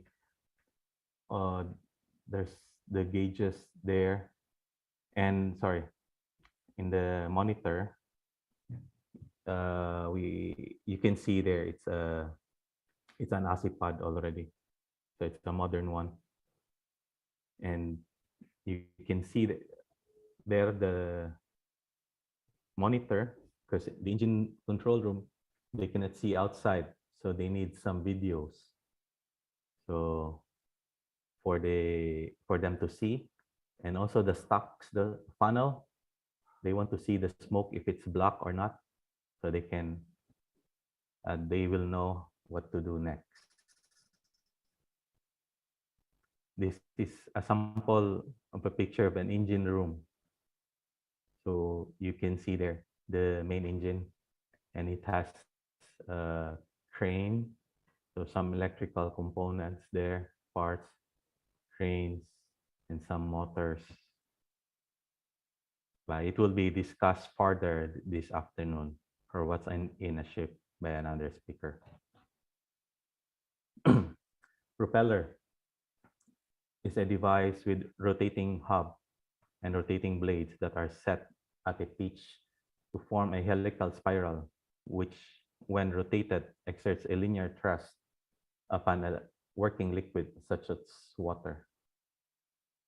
Rudder is a part of the steering apparatus of a boat or ship that is fastened outside the hull, usually at the stern. So that's the propeller and the rudder. Am I speaking too fast? Sir. Okay, so there are lots of terminologies used in the boat. So I just given the basic ones. So I have here some pictures. This is a naval boat. It also have the bridge, the forecastle, the bow. So the same terms, but they have the other terms also. So you can just have a look. By the way, I've given my presentation to the secretariat. They will be the one to email it to you guys. This is for a running vessel, a cargo ship.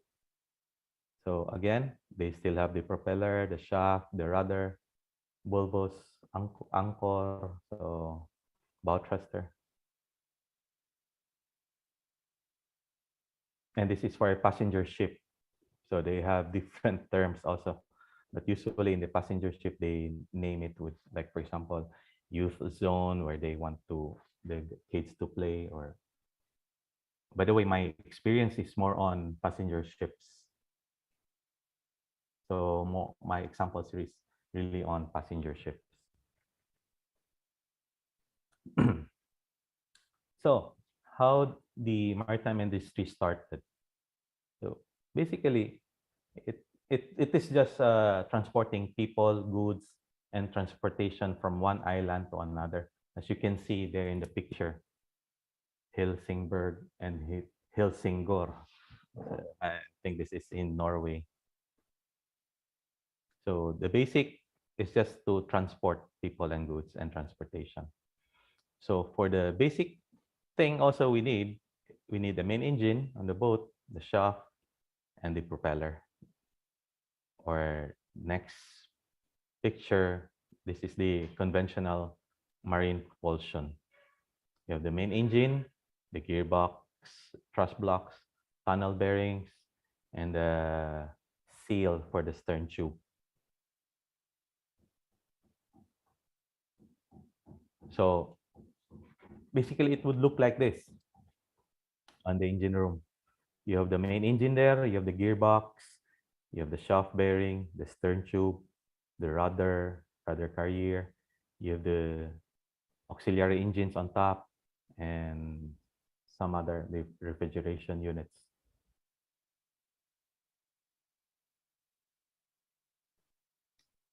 So for a conventional ship, you will have generators, main switchboards, main engine, gearbox, as I've said earlier, and the shaft motor / generator. I'll explain that further later. The propeller. So As you can see, I put there shaft motor slash generator. On this drawing, this is used as a shaft motor. So it's supplied by the generators. As you can see the red drawings there. But some other boats, they prefer to use this as a generator to help the generators. Like for example, if you need to do a crossing, so you can use the power of the main engine to run the generators, and then it feeds to the main switchboard. Okay, next. Types of propellers. Fixed pitch propeller, controllable pitch propeller, and the ducted propellers. This is the picture of a fixed pitch. You can see there, the blades are just totally welded. It does not turn. So from the word fix, it cannot be adjusted.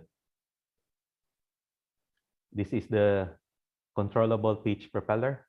So as you can see there, the blades can rotate for speed functions and for fuel efficiency. We'll just not discuss further on that one. And the ducted propellers.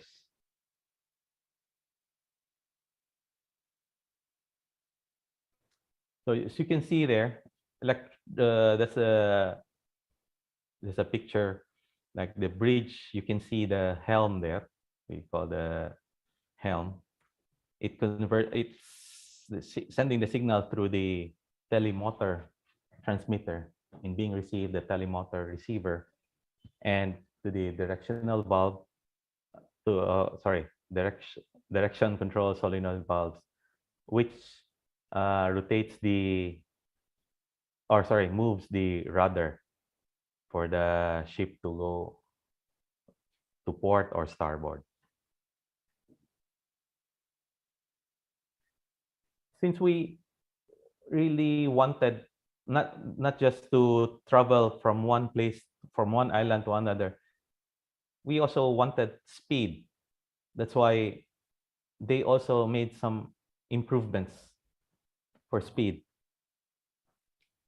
So this next slide, I'm showing you, I just saw this in Facebook, which it intrigues me.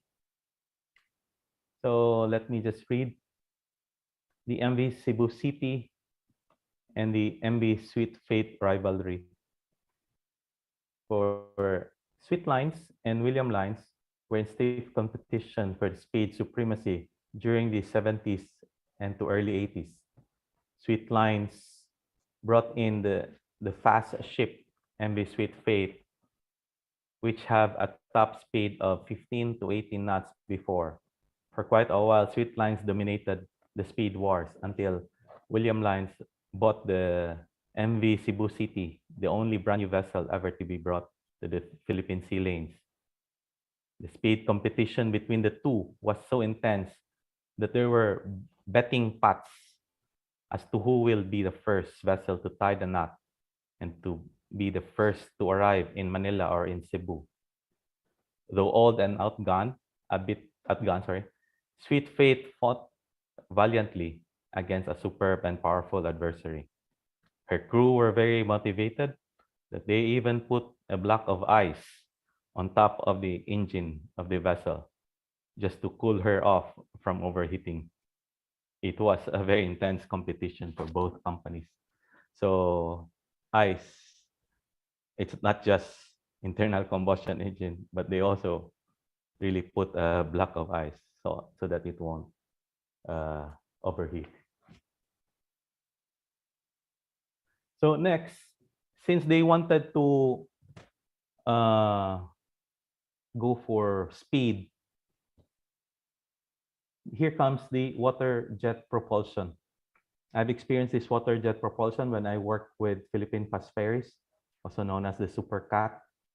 So we are able to achieve 25 to 30 knots. It all depends on the captain really if he wants to go fast and economical. So I cannot explain further really on water jet. So I put a link there below how a water jet works and the jet propulsion pumps. So next, since they wanted to have a more faster vessel, so a hydrofoil was invented. By the way, this hydrofoil, I don't think we have this here in Philippines, but I saw this in Italy. So again, I put there a link for the so that you can view what how the hydrofoil works.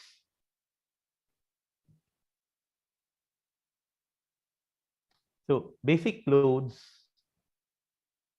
basic electrical loads and equipments on board ships. I'll just mention some because some will be discussed this afternoon. So for the navigational bridge and wheelhouse, we have the bridge equipment, radars, chart plotters, echo sounders, binwas, ECDIS, GPS. They are tested. They have a pre-departure testing by the navigational people.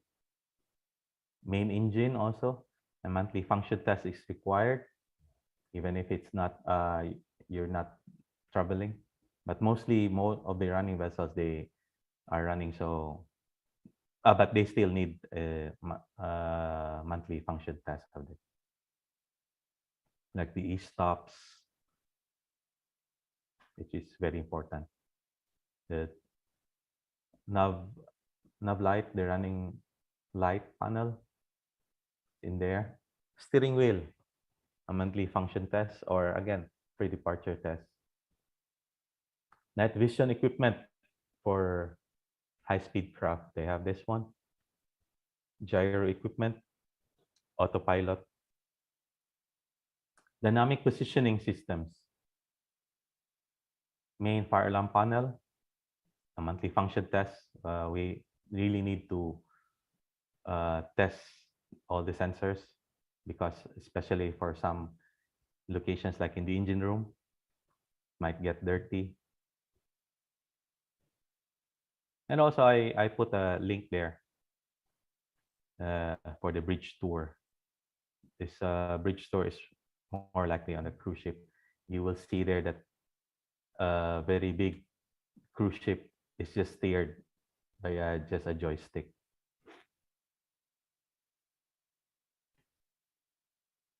Bridge deck, you'll have the emergency generator, emergency switchboard. So we need to test the monthly, we need to have the monthly transition test. We need to test also the emergency generator function test weekly. And then the bridge wings, we do pre-departure testing. The safety center, that's where we will see the fire alarm and all the other cameras, CCTVs. Monkey Island, we have the main mast, radar scanners, X-band and S-band, navigational lights, running lights. By the way, I have an experience of this X-band and S-band. Before the COVID, all the radars needs to be checked by technicians.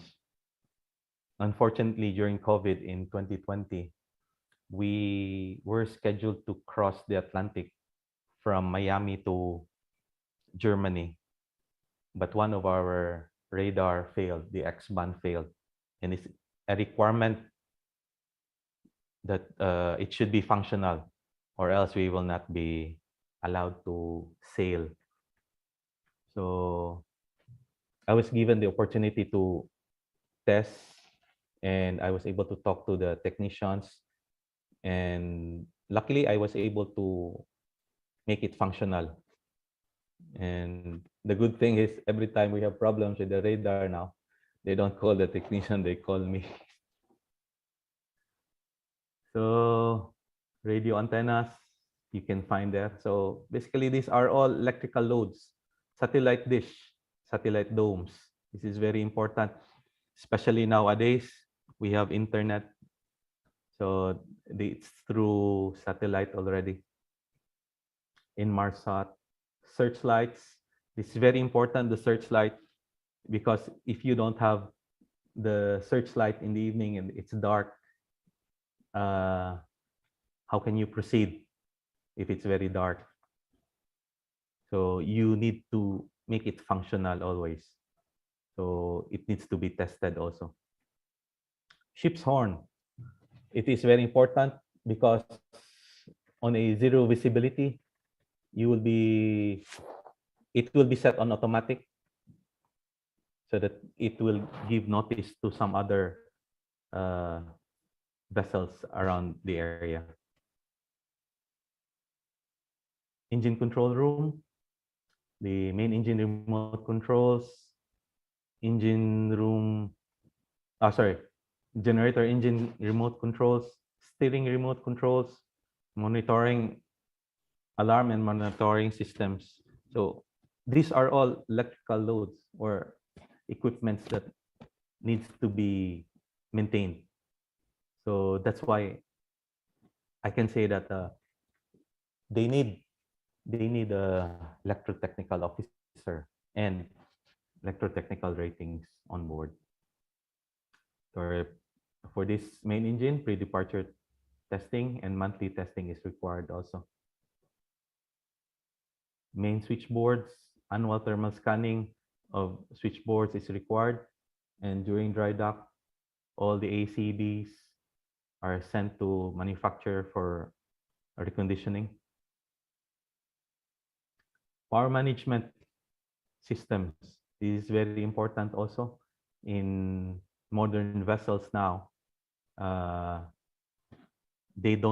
This is the one that synchronize this automatically, the generators. Pressure, temperature, speed gauges. You need to have a daily log for data gathering and analyzing purposes, because sometimes you will have problems and you want to know if the pressure is correct or not, and you can compare if you have the data. For the engine room, we have the main engines, gearboxes, generators, as what I've showed you earlier. You have the main and shaft generator, stabilizer panel, fuel purifiers, water makers, sewage treatment plants, air conditioning plants, provision plants controls, incinerators, start and working air compressors, watertight doors. Again, you need to log the data because sometimes you need to know. And a monthly test is also required, like especially for the watertight doors, just in case if there's a flooding, it needs to be tested remotely or locally. So for the stabilizers also, the purifiers, that the e-stop is functional. Annual testing is required for annual and shutdown sensors. Alarm.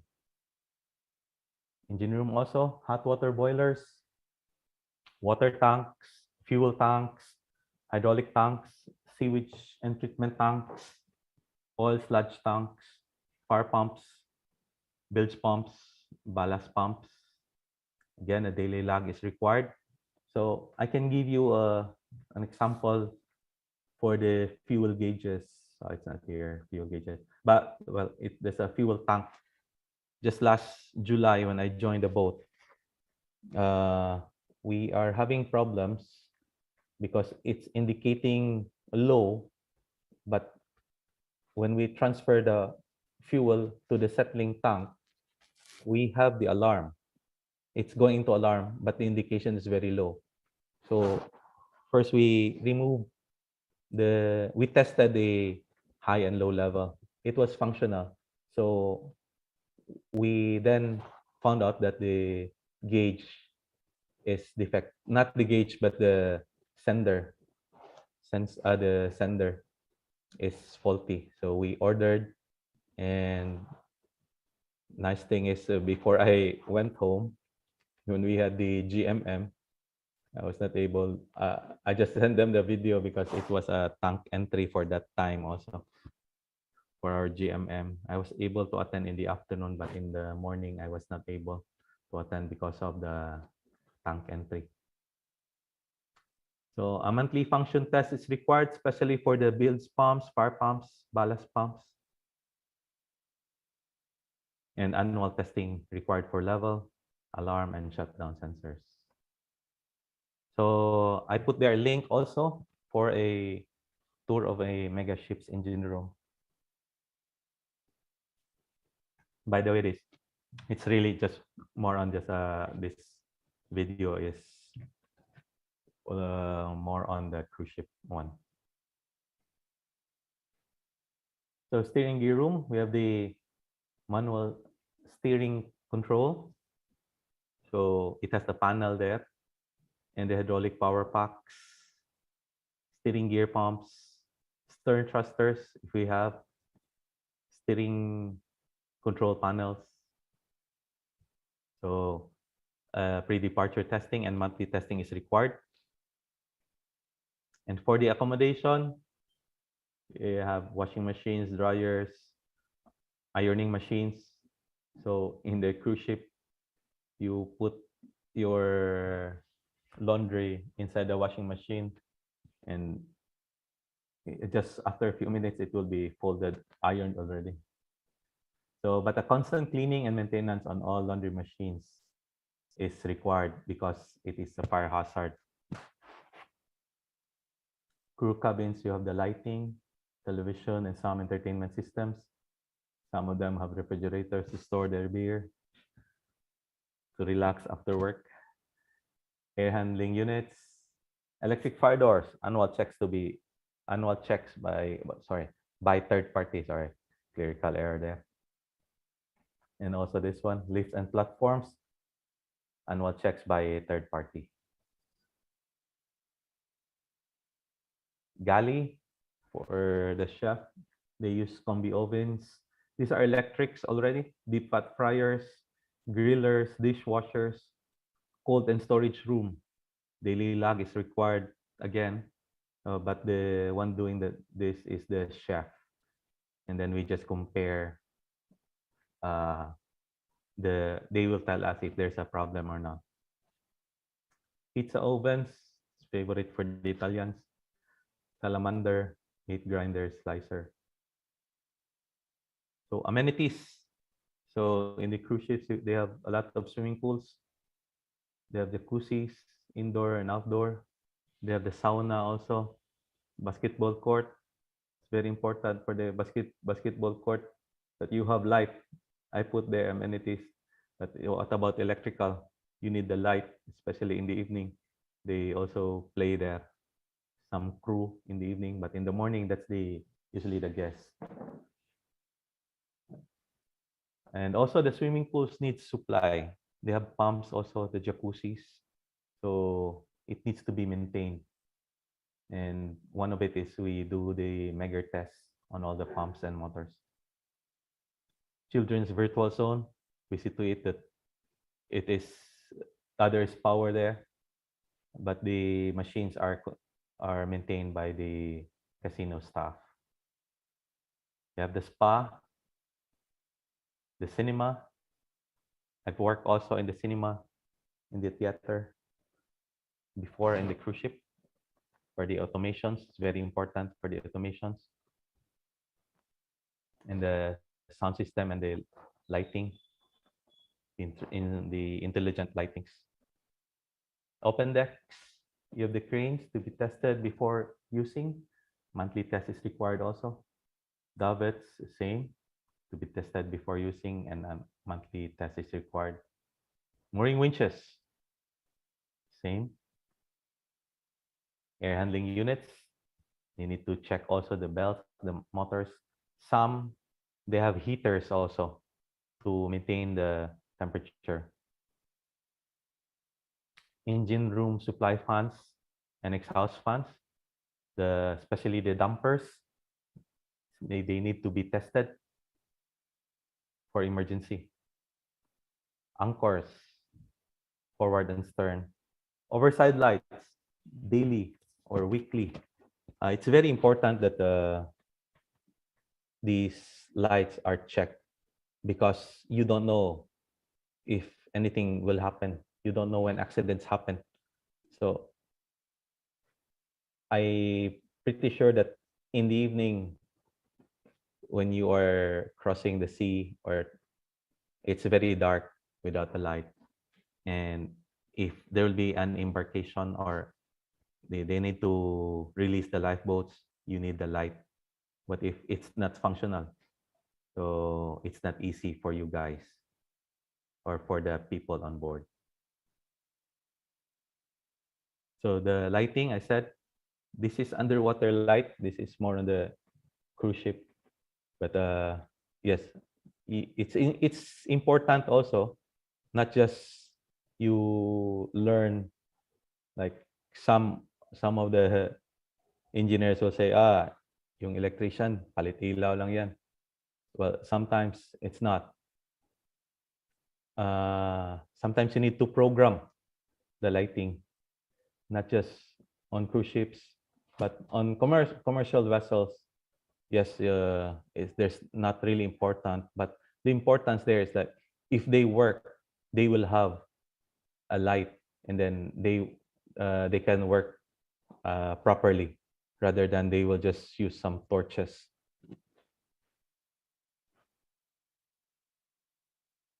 So what's this? The idea of an electrical propulsion.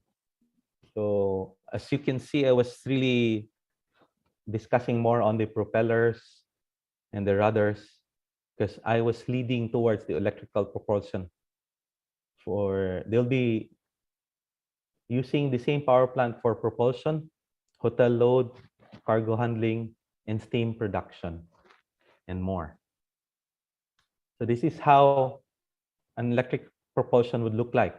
You don't have the main engine anymore. You have the generators, and then the switchboards, transformers, and the drivers for the electric motor to drive the propellers. So the the switchboards there, may kulang lang ata dito going to the other consumers. So like this one, there's 4 generators, and for the ballast pumps, 1, 2, and 3, and then for the bow thruster, and for the cargo 1 and cargo 2, and you have there for the consumers also, 450 volts. So next is what I've mentioned earlier, the azipods. So it's a trademark azimuth thruster pod design, a marine propulsion unit consisting of a fixed propeller mounted on a steerable gondola containing electric motor driving the propeller, allowing the ships to be more maneuverable. So as you can see there, you don't have the shaft already. So this boat, let me take this one. You can see there, they have 3 azipods. So this is the azipods here.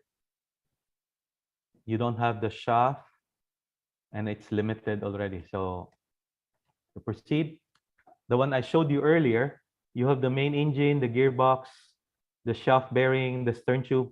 This will be all gone, and also the rudder. It will be replaced just with the azipod.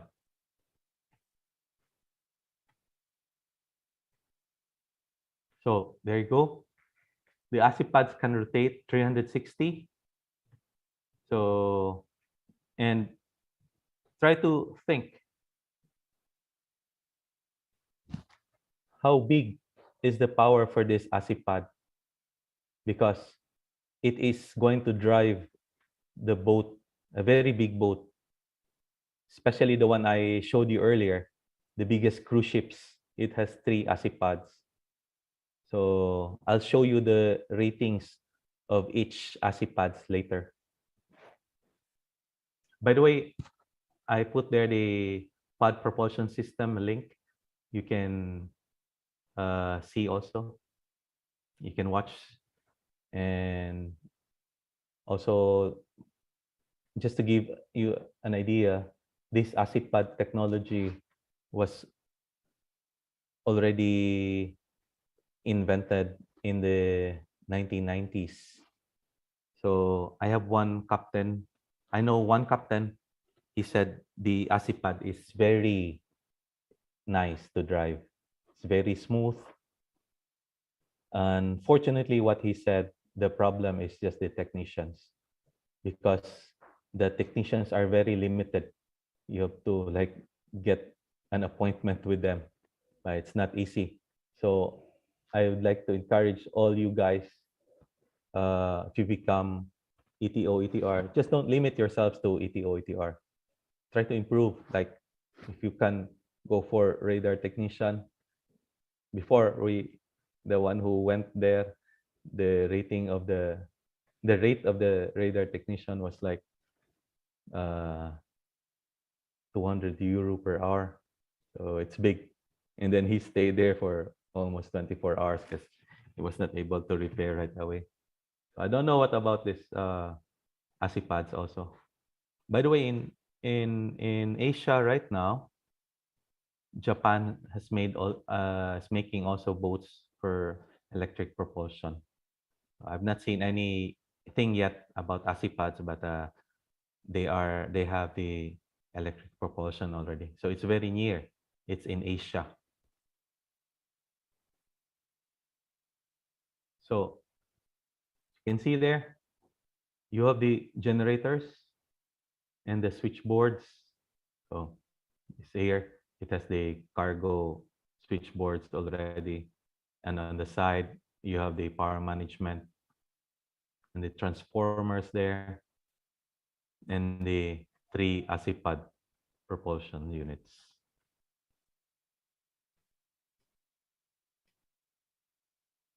So this is the drawing for the main engine, main generator, and you have the emergency generator also, auxiliary generator. So it's a big load already. So one generator is 16.8 MB already, MVA.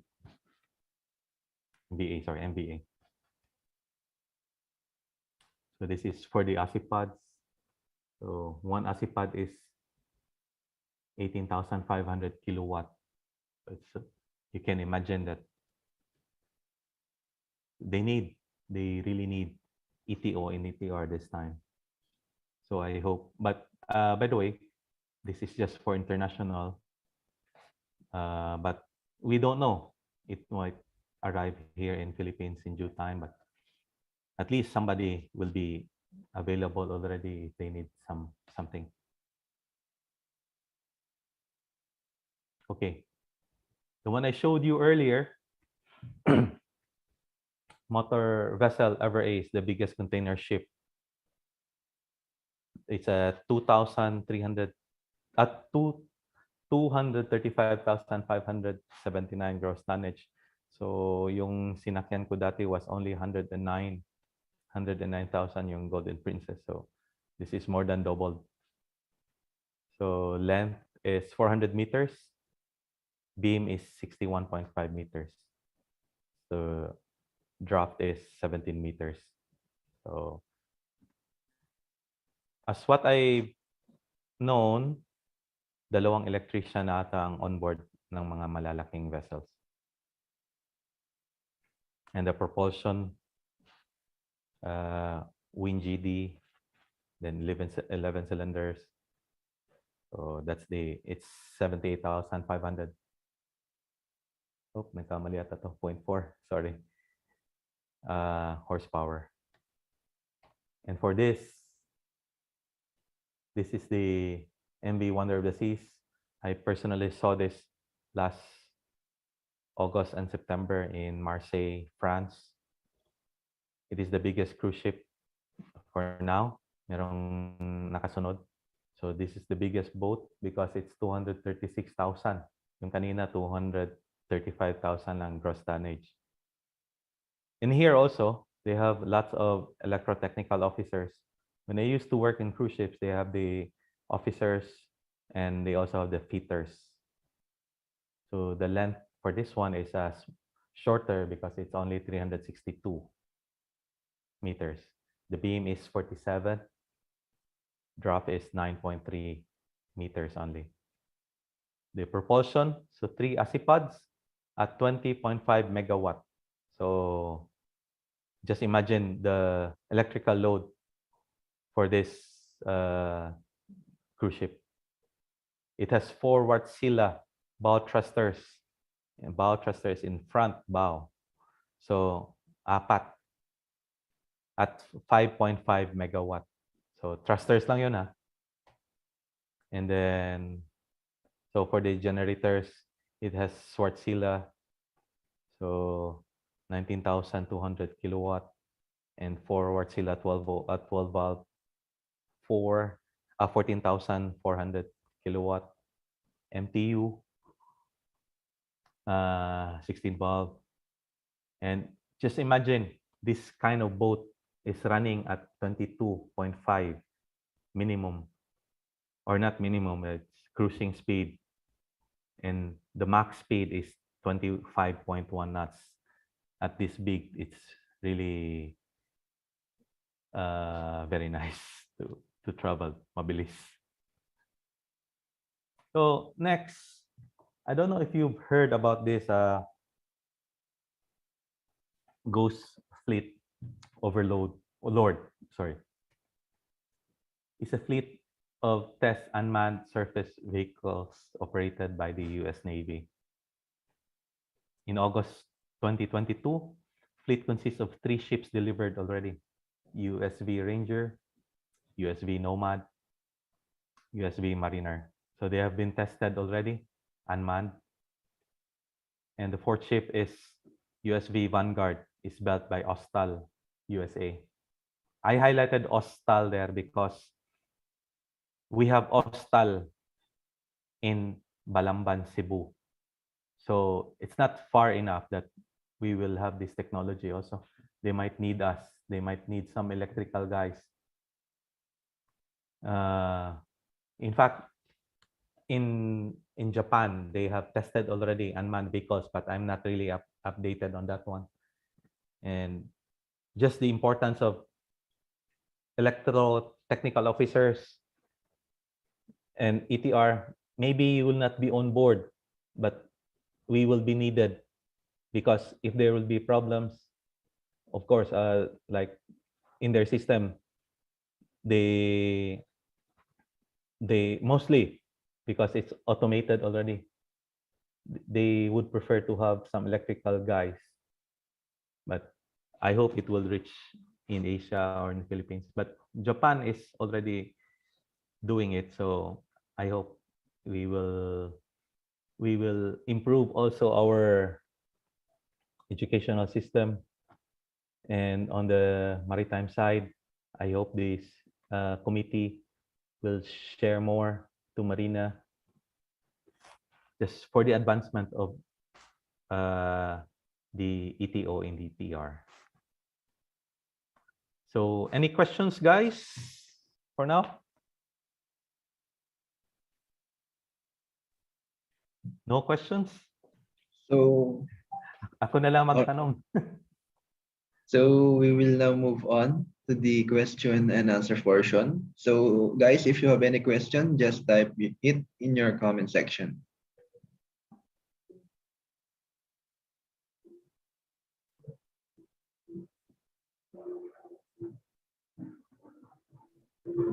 So this is my question. Is the electrotechnical officer ETO, NTR important on board modern ships. Do you have question, guys? Just type it in our comment section. Ayan, sir. Meron po tayong question. So, pwede daw po ba malaman ang average salary ng ETO, ETR?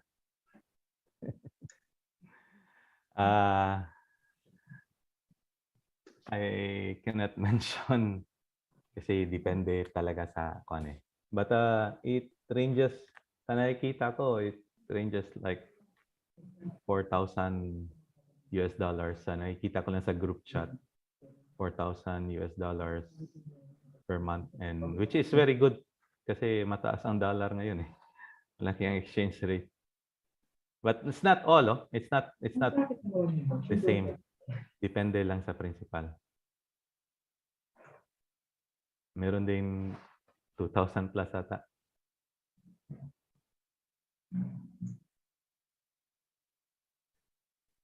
So we have another question, sir. Ano daw po ba ang total capacity ng biggest cargo ship in megawatts? So, I cannot mention about cargo ships, but more on the cruise ships. I just saw that Wonders of the Sea. They have ASIPADs 320 megawatt, 20.5 megawatt. So that is just for the ASIPADs. So the total really is more on like 80 megawatt or 90 megawatt that they have there. A friend of mine is on a cruise ship.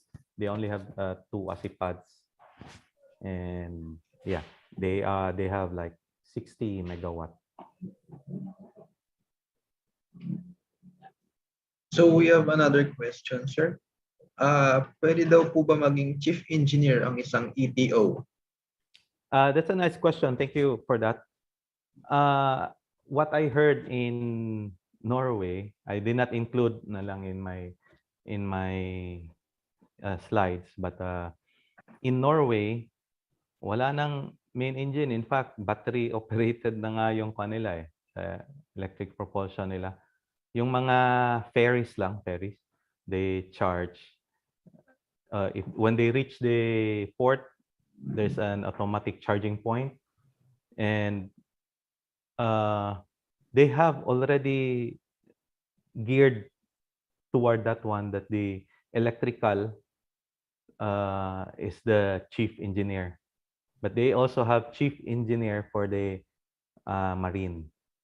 So sa ngayon dito malabo yon, pero possible, we don't know in the future. That's why it's very nice to organize this committee, because at least we can drive more education for the maritime.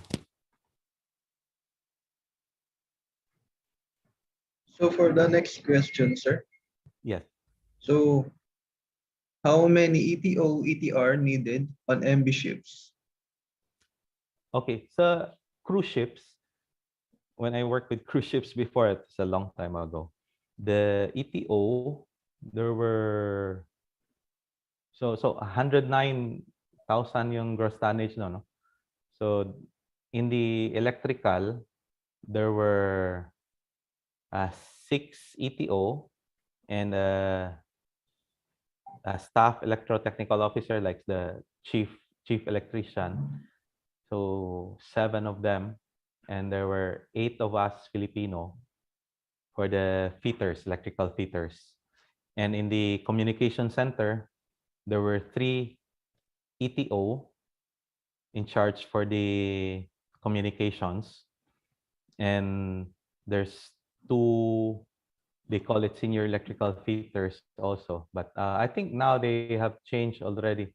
What I knew is some of the Filipino guys they were promoted to ETO already. So on the biggest cruise ship, I have no idea, but that is the one I can share to you from my experience. There were lots of us. But of course, hindi gaano kalaki yung salary doon. So for the next question, sir, di ba po ba meron din ang OEM ng tinatawag na CBM or Contractual Based Maintenance gaya ng Wärtsilä? Ito po ba ay ETO din ang nag-coordinate sa ship? Actually, ang mga maintenance, course through talaga sa chief engineer. But you as electrical, you will be the one proposing to the engineer, okay, this, kailangan na nating i-maintain to, ipa-maintenance to, so that it will be scheduled by the chief engineer. So for the next question, sir, curious daw po about sa grounding system on board. Saan po naka-ground? Quick input or idea lang po? Okay, for the grounding, for the generator, it's you have the Y, no? Y connection. It has a ground, neutral ground. They use that. And for big ships, they also use the grounding for the hull, some of them. So for the next question, sir, is there a full-time safety officer position in ship or usually the ETO, ETR? Siya na rin at the same time ang nag-safety officer rin po ba? Safety officer is more on the bridge, sir. Yung navigational, mostly is the chief officer or the first officer. Then, next question, sir. Ayun. Any insight daw po on when will the ETO will be included in the minimum safe manning of every vessel? Yan, I cannot answer. I hope there's marina people can answer that one here. But yeah, sorry, I cannot answer on that one. Safe manning ang tawag nila nun. So is there any age requirement daw po ba to be an ETO? Yung sinabi ni Sir Matrimonio kanina, Engineer Matrimonio, 18 years old, pwede kang kuha. As long as you finish your studies, but I think you cannot finish your studies at 18. That's a minimum requirement. So for the next question, ano daw po ang difference between ETO, ETR2, Chief Electrician? Excuse me, sir. May message dito si Sir Antonio, one of the president sa LIPSA. Yung class ang nag-determine ng safe manning. Thank you, Sir Antonio.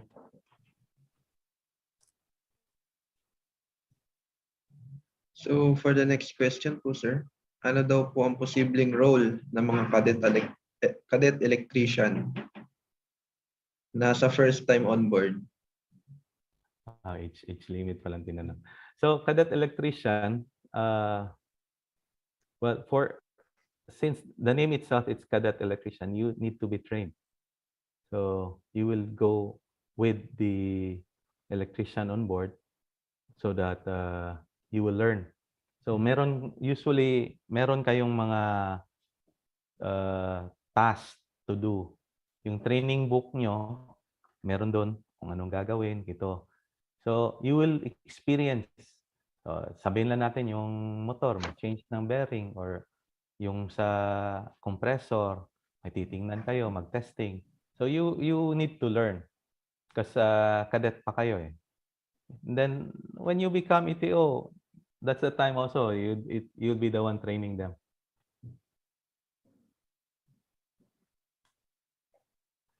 With regards to age limit, sir, yeah. Depende po sa concert. Depende sa principal.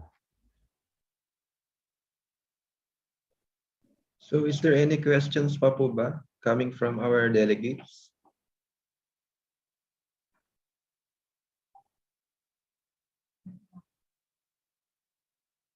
So if none, we will now proceed to the awarding of certificate. So it is not what you achieve, what you overcome. That is what defines you. Thank you, Engineer Matias A. Tabasa III, for the encouraging and enlightening talk. Let us now move on to the awarding of certificate. We would like to extend our gratitude to Engineer Matias A. Tabasa III for being one of our resource speaker for today by giving him a certificate of appreciation, followed by a photo opportunity. Thank you, So sir.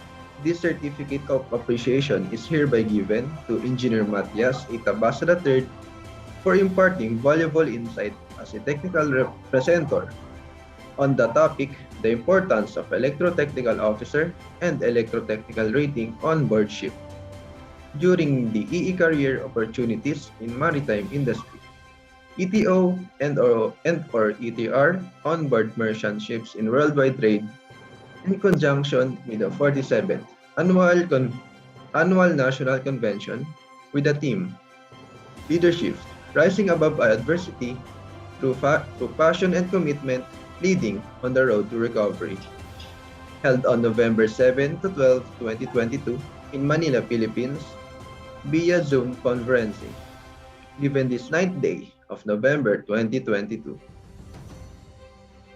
So we will now proceed to the photo opportunity engineer. Okay.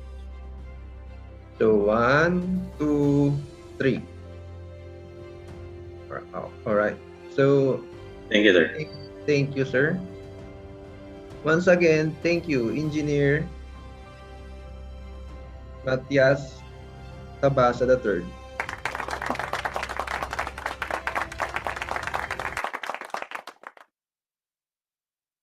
So, all right, this just keeps getting better and better. So let us now head on to the next speaker of the day. So, are you guys ready?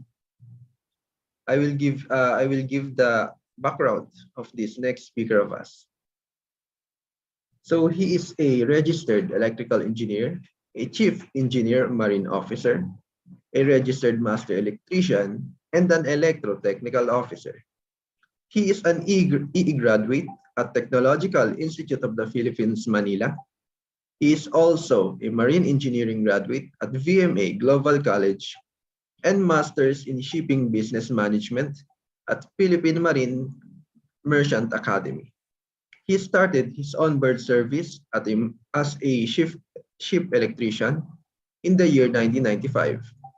He became a maritime instructor and admiral maritime at TIP in 2001 to 2001. He became a junior engine instructor at NYK Field Maritime E-Training Incorporated in the year 2001. He became a ship electrician in the year 2002 and the year 2005. And he became a senior engine instructor in the year 2003 and year 2006. In the year 2008, he was the third assistant engineer. In the year 2010, he became the second assistant engineer. And in the year 2013 to end 2019, he became the first assistant engineer. He is also the department head of marine engineering at NTMA. Without further ado, let us all welcome Chief Engineer Alexander Q. Sarmiento with his topic, Career Opportunities During and After Shipboard Career. Thank you. Sound check. Am I being clear? Yes, sir. To You're everybody? audible. Okay, thank you. So I will just share my screen now. Okay. Okay, so can you see my screen? Or do I need to have it a PowerPoint na? Okay na, sir. Okay na siya. Teka, wait. Medyo naglalag ng konti. Na-share na yung screen? Is my screen shared? Yes, sir. Okay, so basically, so good morning to everybody. I'm Chief Engineer Alex Sarmiento. So my topic is all about the career opportunities during and after shipboard career. So here, okay, re-introduce ko muna yung sarili ko. Okay, so I'm a graduate of BSEE in TIP 1995. And then I joined NYK Field Ship Management Incorporated 1996. After that, nag-training center ako. So from there, dahil matagal yung service ko sa company, pinag-aral nila ako for free. Actually, hindi siya for free. It's a training program, no? So may holding period dito, 10 years. You stay with us, 10 years. Love ka namin. So pinag-aral nila ako for free, no? And then, nakatapos ako ng marine engineering. Then I took the examination for second engineer, for third engineer. Nakapasan naman ako, and then pinapwesto nila ako.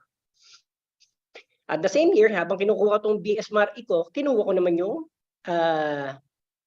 MSBM or Masters in Shipping Business Management. Kinuha ko to sa PMMA Graduate School. So on the same year, nakatapos na rin ako.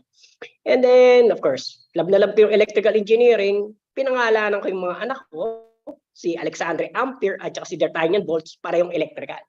Iba ka, sir. Siyempre, pogi tayo eh, no? Dahil siyempre, we are in the electrical field. Okay lang tayo dyan, mga kaparada. Okay, magalala, maiksi lang to, but this will be worth your while. I promise you this. Okay, so all about myself. So I'm a family man, I love to run, no? Tumatakbo ko lagi. So basically, nakatakbo na ako sa Hong Kong Disneyland, 2 beses sa Singapore, 1 beses sa Thailand, no? And then regularly I run din these running events. Nung nag-pandemic, ano na lang siya, virtual run. Pero ito, may face-to-face run na ulit. And then, together with the family, dahil seaman nga tayo, madali ang US visa. No? Isa lang ang tatanong sa'yo, how long did you become a seaman? I became a seaman for 5 years. Did you travel already with the family? Yes! We went to Singapore, Hong Kong. Di, takpak. Pasado ka agad. 10 years, US visa. Pwede ka nang bumiyahe ng US. Good for 6 months per time. Pumunta rin kami ng Europe. Yeah. So, binrag down ko na yung sarili ko. Medyo nilabas ko na yung konting yabang. Eto na yun. Now, we move here. Can you see my screen, gentlemen? Beautiful ladies? Yes, sir. Hello. Okay, we continue. So, right after the vacation, nakasakay ka na ng ETO, nakapwesto ka 1, 2, 3 beses. So, what are you going to do? So, you're going to disembark from that accommodation ladder from the gangway, and then you're going to look for a job or take a vacation. Okay, so my recommendation is, if you decided to stay on land for only 3 months, wag kang magtrabaho. Don't work. Enjoy your vacation. Okay? Gumawa ka ng bucket list and then you perform that. Hanapin mo lahat yung mga magagandang beach dito sa Pilipinas and then you carry out those activities. Okay? Enjoy your time with your family. Improve yourself by taking the necessary training. Update mo yung sarili mo. Okay? Basahin mo yung manual, basahin mo yung libro. No? Take the lectures, take the books, take the seminar. Kasi itong mga nagbibigay ng seminar na to, mahaba na experience nila, malakas loob nila kasi meron silang masasabi in which they can prove it's trustworthy. Okay? Or look for a better company. Grabe ka naman, sir. Kasi simula ko pa lang sa career, lipat ka agad. Actually, meron talaga dyan nagbibigay ng sweldo $6,000. Yung iba nagbibigay tagpo $4,000. Dito sa amin, no? 4-5 lang. Okay? Pero kung gusto mo sakay, walang problema. Kasi marami kang barko. Mahigit 200 yung barko namin.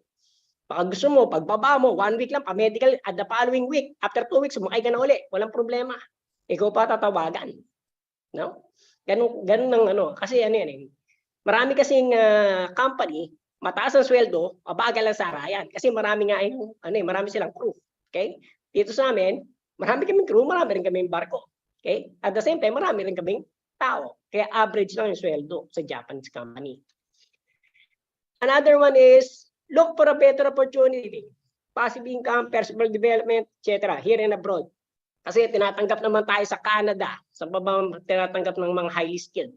Canada, Australia, New Zealand, UK. Okay? Yung mga yan, tumatanggap yan ng mga Pinoy, lalo na kung ikaw ay galing sa ETO kasi ikaw ay skilled worker. May napatunayan ka sa mundo because you have the COC. Okay? May napatunayan sa mundo. Pag napakita mo yan dyan, then susulat mo lang yung mga detalye kung ano yung mga training na ginawa mo. Baka a certain brand coming from that principal. Uy, may training pala siya. Hydraulics, pneumatics. Pogi ito. Subukan natin interviewin, di ba? Kung mabibigyan ka ng sweldo doon sa Australia, sabi mo 8,000, eh di mo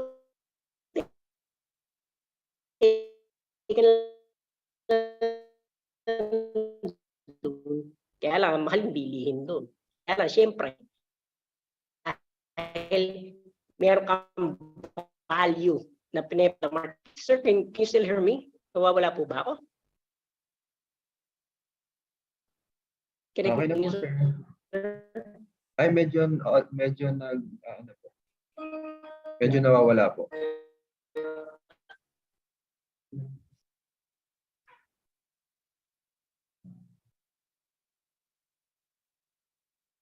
Am I running too fast?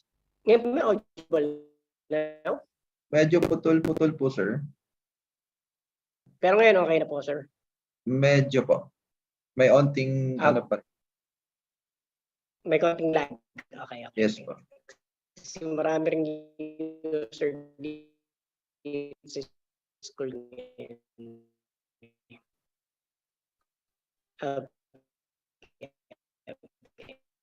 So lastly is clarify the value. The next import ito. Okay? Kung ikaw ay nagbabakasyon, sabi ko sa inyo, pwede kang maghanap ng ibang trabaho using the internet. Okay? You can join this group. Okay? So this group is electrotechnical officer. Actually, maraming group ito. No? Pwede mong isa-isahin sila. Nagpo-post sila dito ng mga job openings, mga requirements ng companies, and so on and so forth. Okay? So aside from that, pag ikaw ay sumasakay na ng barko, you need to identify saan ka ba talaga mag-i-stay. Okay? Kasi hindi ka po pwede magpatayo ng bahay ngayon. After 3 years, lilipat ka, papatayo ka na ng panibagong bahay. Mahirap yun. Okay? So you need to identify saan ba talaga tayo. Gagawa mo ng roadmap yung buhay mo. Okay? Hindi kasi pwede trabaho lang na trabaho, pagkatapos marami kang properties, at the same time, wala ka namang cash. Mahirap naman yun. Now, kung bibili ka ng kotse, no? Recommend na bili mo na yung gusto mo. Kasi kung bibili ka ng isa pang maliit ngayon, bibili ka after 3 years ng malaki, no? Madodoblehan ka lang. Your parking space will be doubled unless you're going to sell it. Okay? So you need to identify. Importante itong goals or values clarification. Pag hindi klaro yung buhay mo, mawawala ka ng direction, mangyayari sa'yo sakay baba, no? Masasayang lang. So kinakailangan meron tayong target, eto target natin. After 5 years, punta tayo ng Canada, punta tayo ng Australia. Okay. So, you need to put a target. Huwag ka na masyadong mag-invest dito sa Pilipinas. Ngayon, if your investment is si Mrs. si teacher, so ang gagawin mo, pag-aralin mo na si Mrs. Kinakailangan, maging principal siya within 10 years. Another 5 years, magiging district supervisor na siya, whatsoever. Okay? And then, you will stay there. Yun ang goal, yun ang target, kasi magkakatulungan kayo. Okay? So you need to identify. Pinabalik ko lang, kung ang bakasyon mo na ay 1 to 3 months, wag magtrabaho. Okay? Okay, next. Ngayon, kung ikaw ay magbabakasyon ng 1 to 12 months, okay? One opportunity here is to become a maritime training instructor for the training centers. Okay, the first speaker already talked about the basic safety training or the BP. Okay, so yung tatalong ka sa swimming pool, papatay ka ng apoy, okay, kukunin mo yung training course na yun. Okay? So normally, itong mga training centers na to, they offer BT, PSCRB, Proficiency and Survival Craft and Rescue Boat, at Advanced Firefighting. Dahil may nakuha ka ng training na ganito, okay, pwede kang mag-apply as instructor. So ano requirement, sir? Ang requirement, kinakailangan maka-attend ka na itong IMO 6.09 instructor's course. Dito sa instructor's course na to, ang ginagawa rito is tuturuan ka paano magturo, paano mag-prepare ng PowerPoint sa tama. Okay? Paano i-deliver yung course, paano become a researcher. Okay?